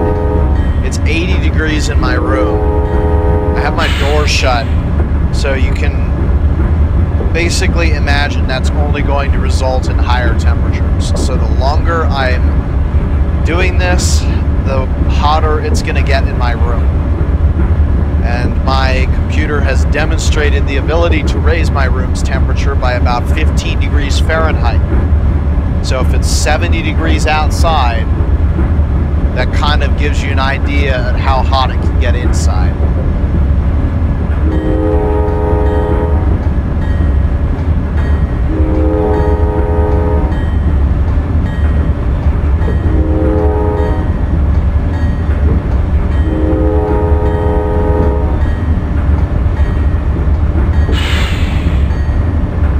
Wow, all of a sudden we're out of the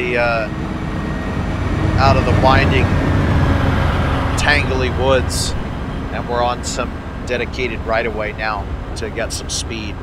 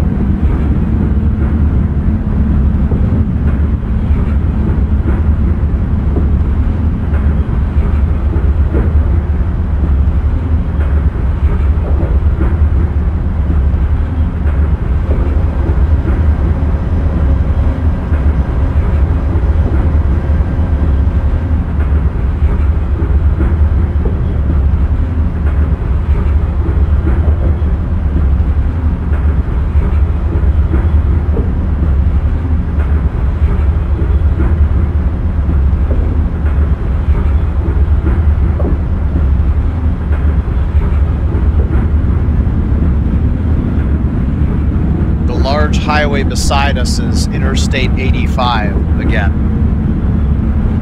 This is the point where we stop paralleling 85. 85 will now make its way up into Virginia, and we will make our way eastward through the densely populated Durham Raleigh corridor, which is more of a southeasterly track.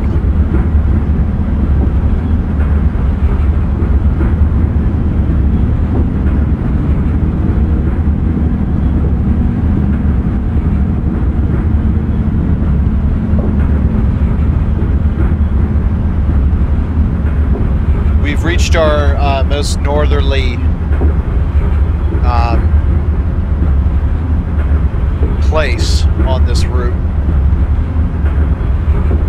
We're about 35 miles south of the Virginia border right now.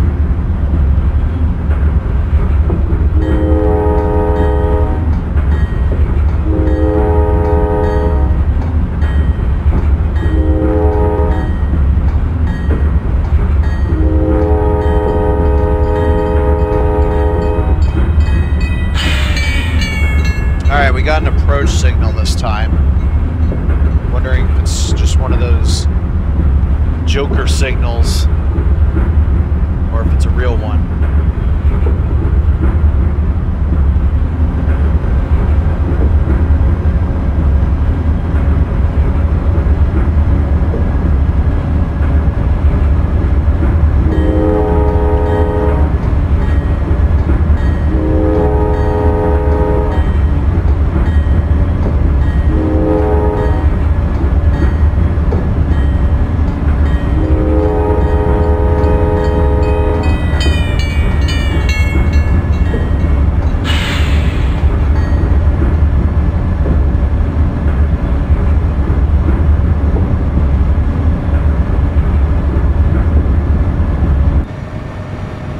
That's cool.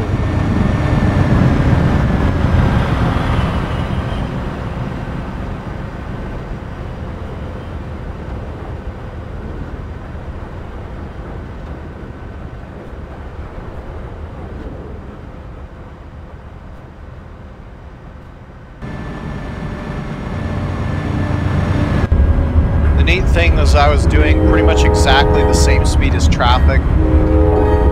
We're going to be going a little faster now due to the higher speed limit.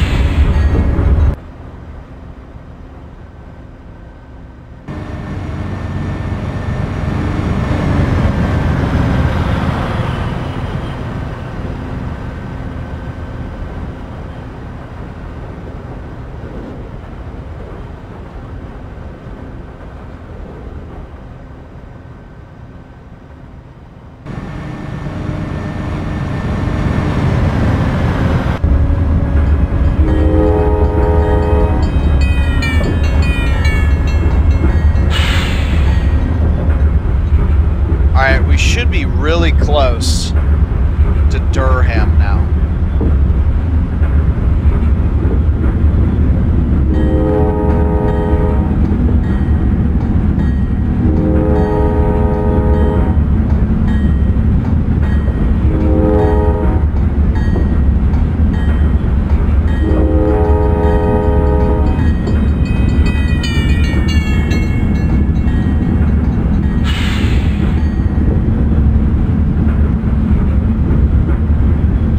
Time to slow down.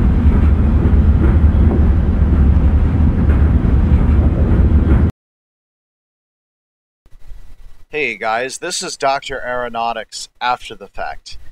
At the time, I didn't quite realize it. However, I had learned recently that the infamous internet-famed and loved by me bridge 11'8", which is famous for eating 12-foot high trucks, which is apparently standard in the United States, was being raised. And that made me rather sad. But they also said that it was in Durham, North Carolina. And I said, you know what? I just drove through Durham. I'm editing the video now. And we're freeze-framed because I'm about to drive over the 11'8" bridge, which is currently being raised. Isn't that incredible? So on the factory off to the left of the train, there is an internet channel called 11'8" that records security camera footage videos of the bridge, nicknamed the Can Opener, sawing off the tops of trucks. And it's apparently 4 inches is the perfect amount to saw off the top of the truck, but also stop it dead, as opposed to just a complete crash or a top gets sawed off and keep going kind of thing. I've been told that they've raised it to 12 feet 4 inches, which, according to my friend, says is still low enough that it's not going to go hungry. Eat easy 11'8" bridge, which has just been upgraded to 12'4".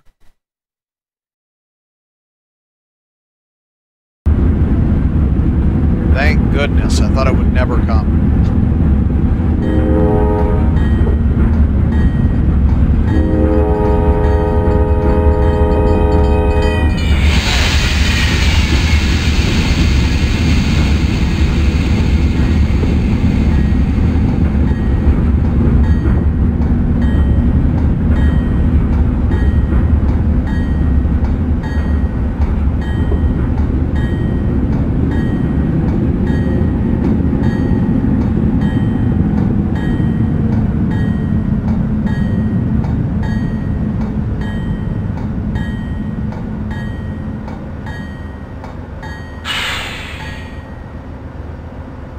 9:28. We're 1 minute late.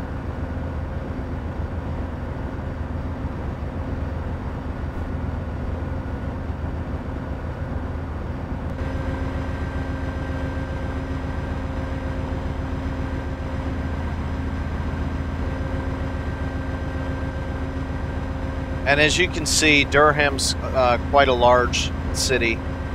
You know, you get some office buildings here. What in the world was that? I feel like we just entered,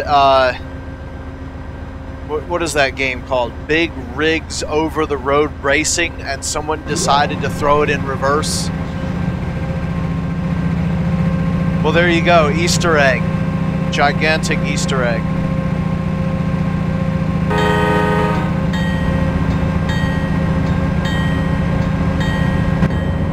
Okay, next up at milepost 73 is Cary.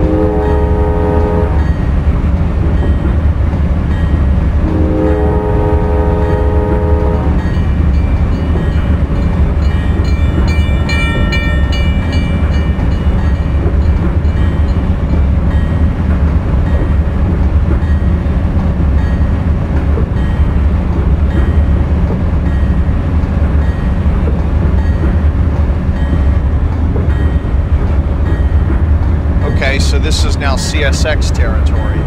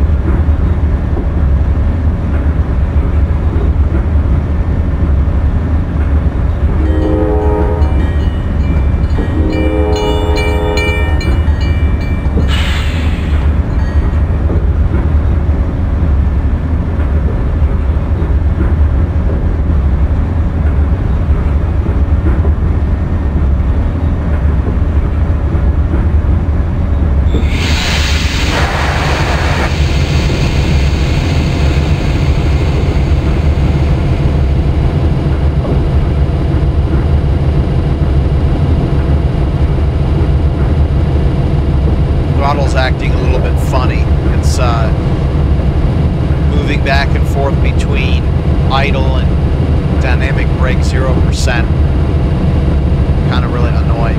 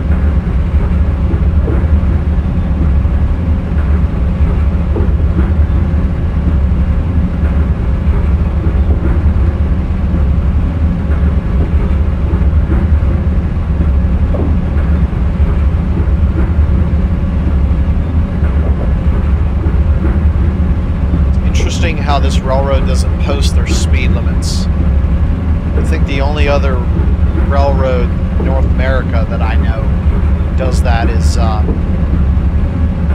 Northeast Corridor. That's the only one that I know of. I'm not saying I don't know that that's the only other one.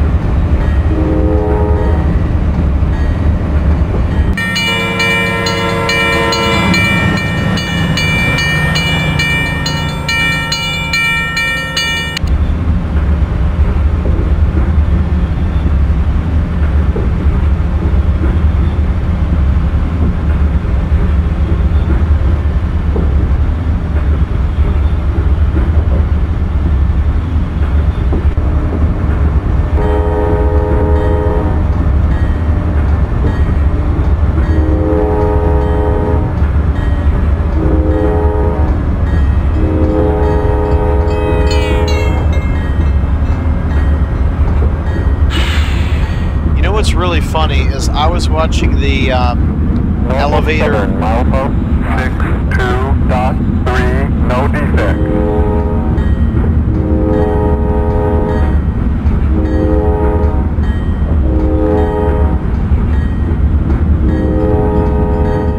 Norfolk Southern, milepost 62.3, no defects.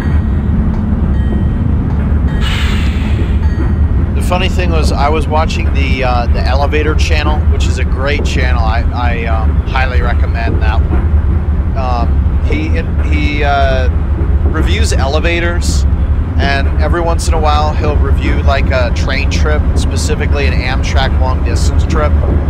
And I was watching the trip report on the California Zephyr, and the really interesting thing was when they were pulling out of Chicago, there were a bunch of Amfleet cars, and one of them happened to be a Northeast Regional Amfleet, and it says on the side, like, what is it, alt page down, there we go. So like in the middle, you know, over top the windows, it says Northeast Regional right on it. And I'm like, wow, that thing is like way out of place. Northeast Regional doesn't go west of the Appalachians, yet there it was in Chicago.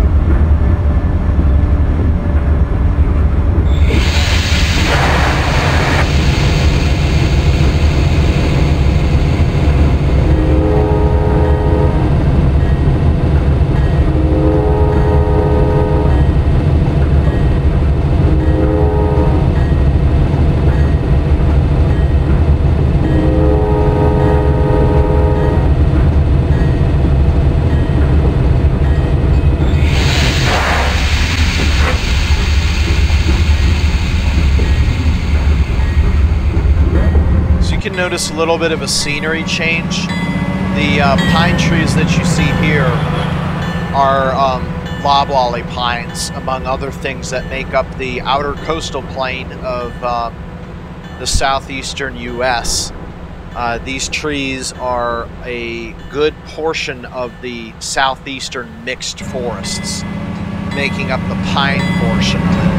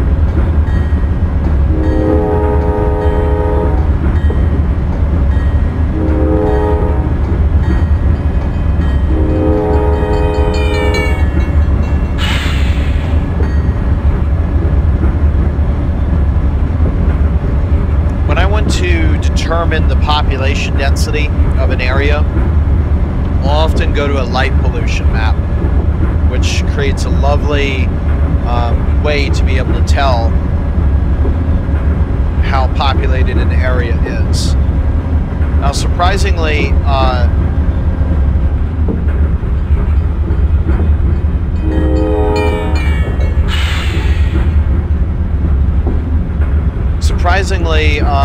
North Carolina is a lot more urban, and there's not really many dark areas. The darkest it got was midway between High Point and Salisbury, and that was like a Mortal Class 5, which I'm pretty sure is considered inner suburb, which is kind of, I don't know if it's a misnomer or North Carolina just really lights up their areas. But basically that means no Milky Way observations. Based on where we are now, we're Bortle Class 7, which is kind of like a city sky, I believe. It's 16.6 times brighter than a perfectly dark sky,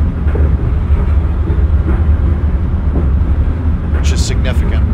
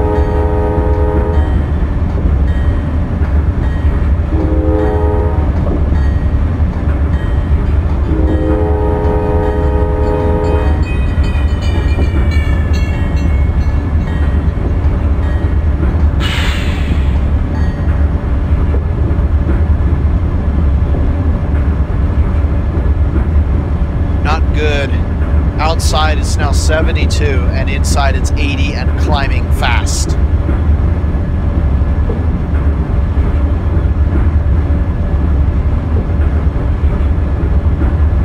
Busted signal.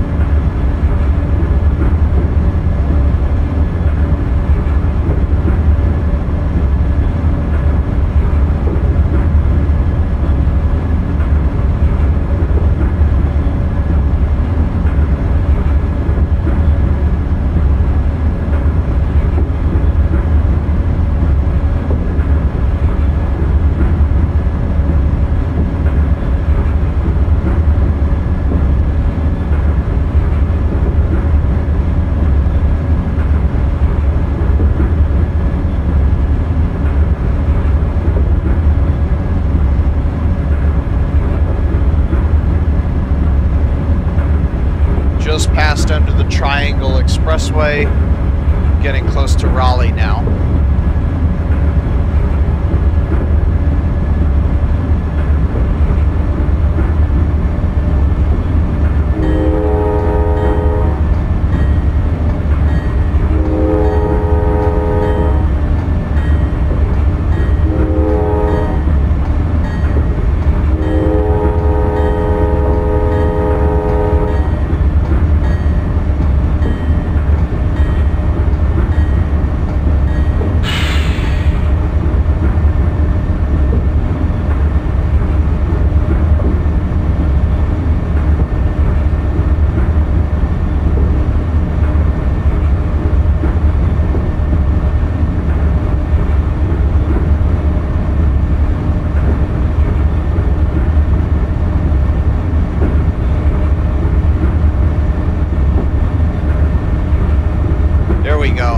Starting to get closer to the lower coastal plain now.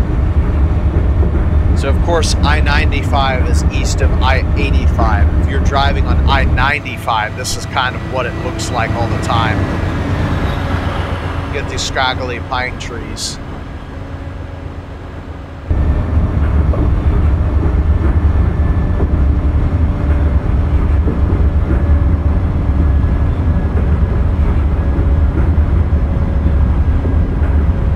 approach medium, we are going to switch tracks up here. And we're also coming into Cary.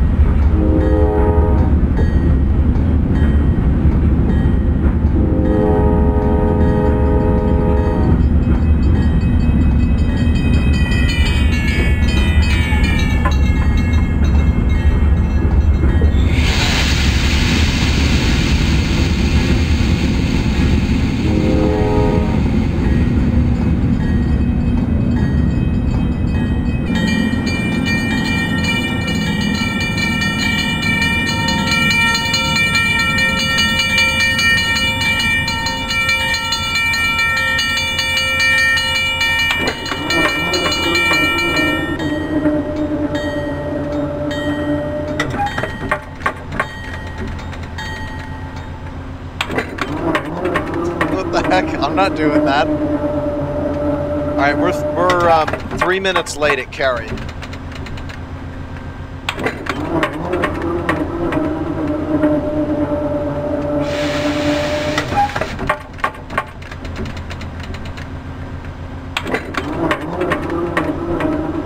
I am so amused by this.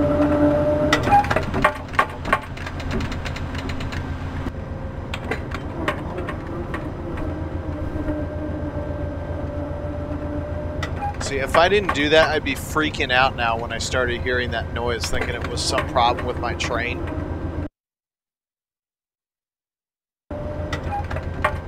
Alright, for the sake of my computer, which will overheat soon, we need to get out of here.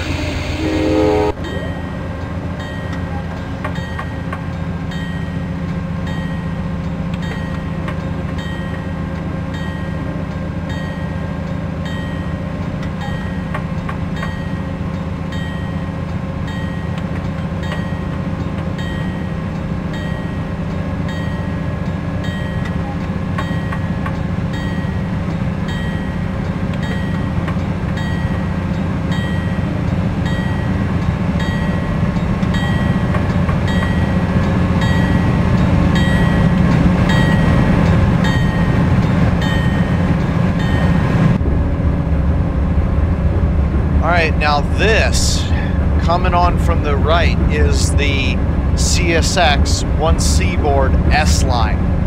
If you go from Washington, D.C. or Richmond down to Florida,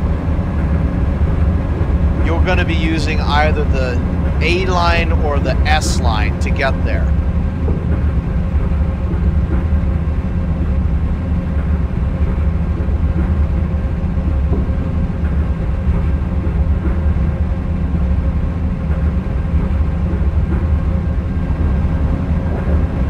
I believe the auto train uses the S-Line at some point.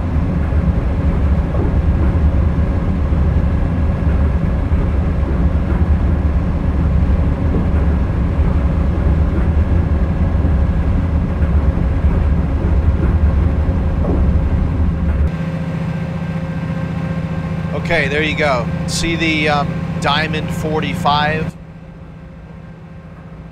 That's how CSX signs their speed limits. So it looks like we have just switched over from North Carolina territory to CSX territory. I know I said we were in CSX territory before, but let me put it this way. You weren't seeing CSX signs back there. So we're on the main number 2 track. Yep, that's a CSX speed limit sign.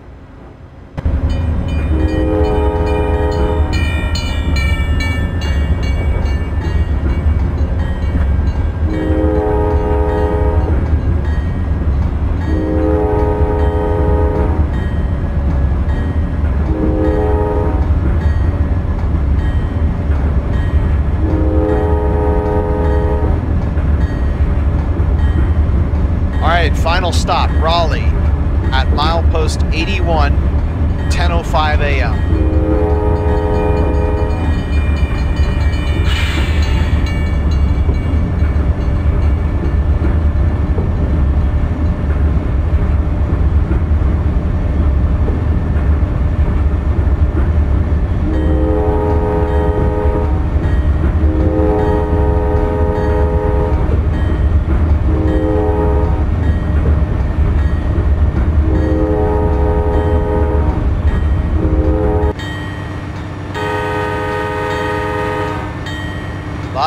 oil storage over there.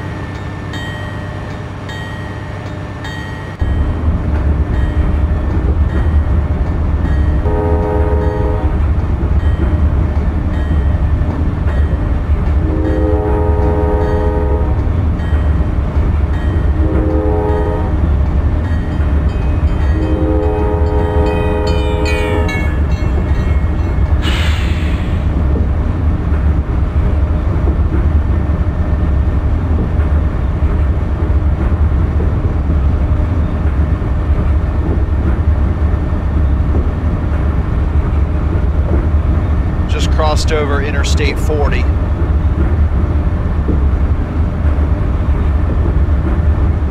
Runs from somewhere in North Carolina all the way out to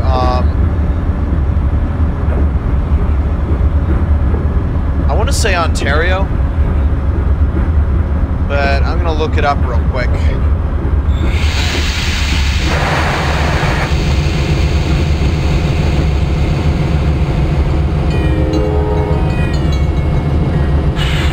Barstow.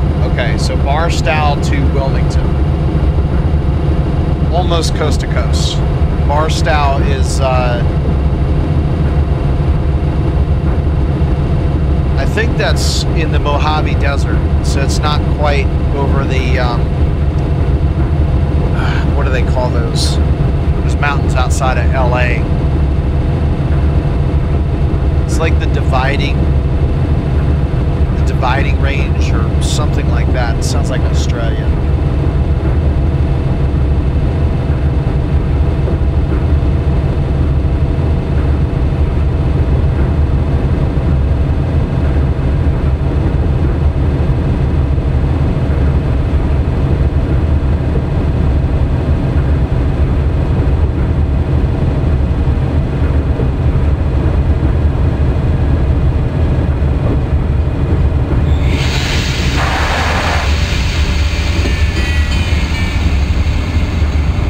See what I was doing there. It's now so hot in my room that like my vision is becoming to be impacted, so like I can't basically I'm getting dry eye.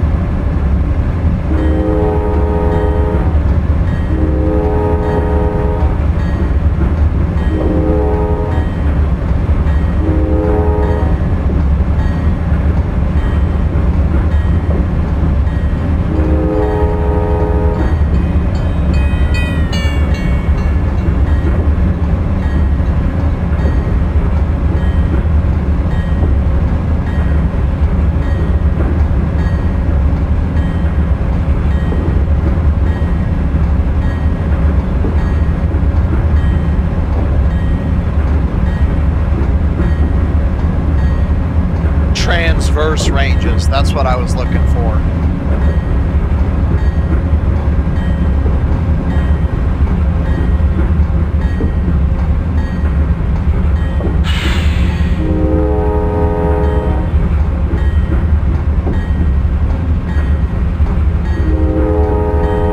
And yes, Barstow is in the Mojave Desert. I get very confused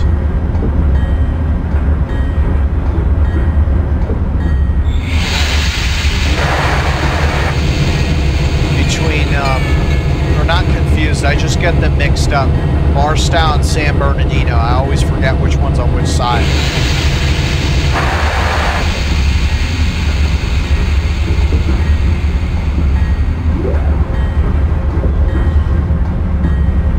Alright, the first thing I'm going to do is shut my computer down once I pull into Raleigh to try to get my room to cool down.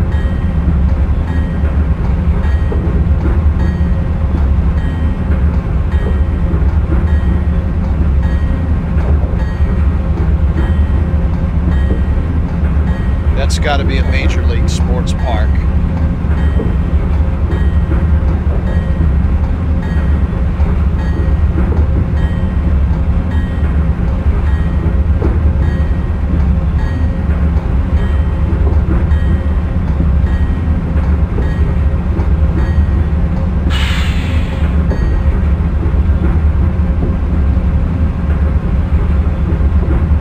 looks like Wakeman Soccer Park. No, no, no. We're way beyond that.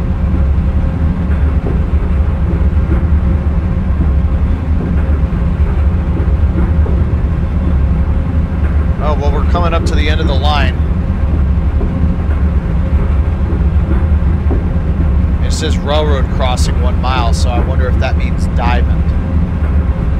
Diamond interlockings are pretty rare and they're amazing.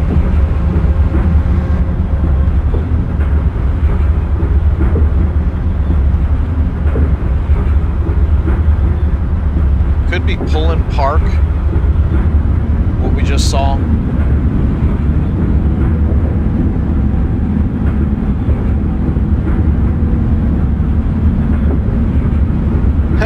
Eastern end of simulation. It's actually marked. That's pretty funny.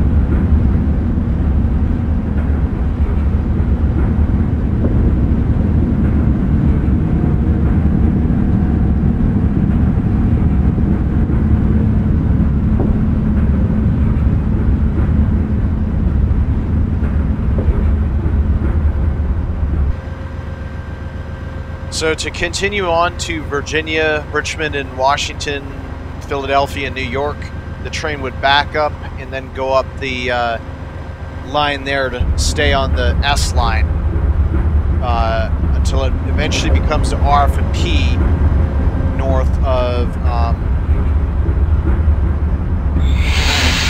Richmond. I'm amazed for such a large city that they have one platform. That's hard to believe.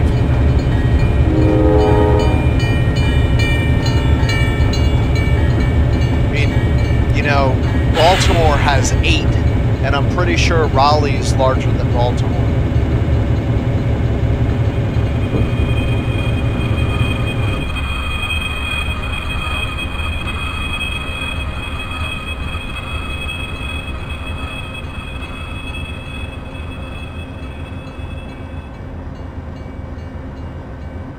.02. We're actually 3 minutes early. I can't believe it.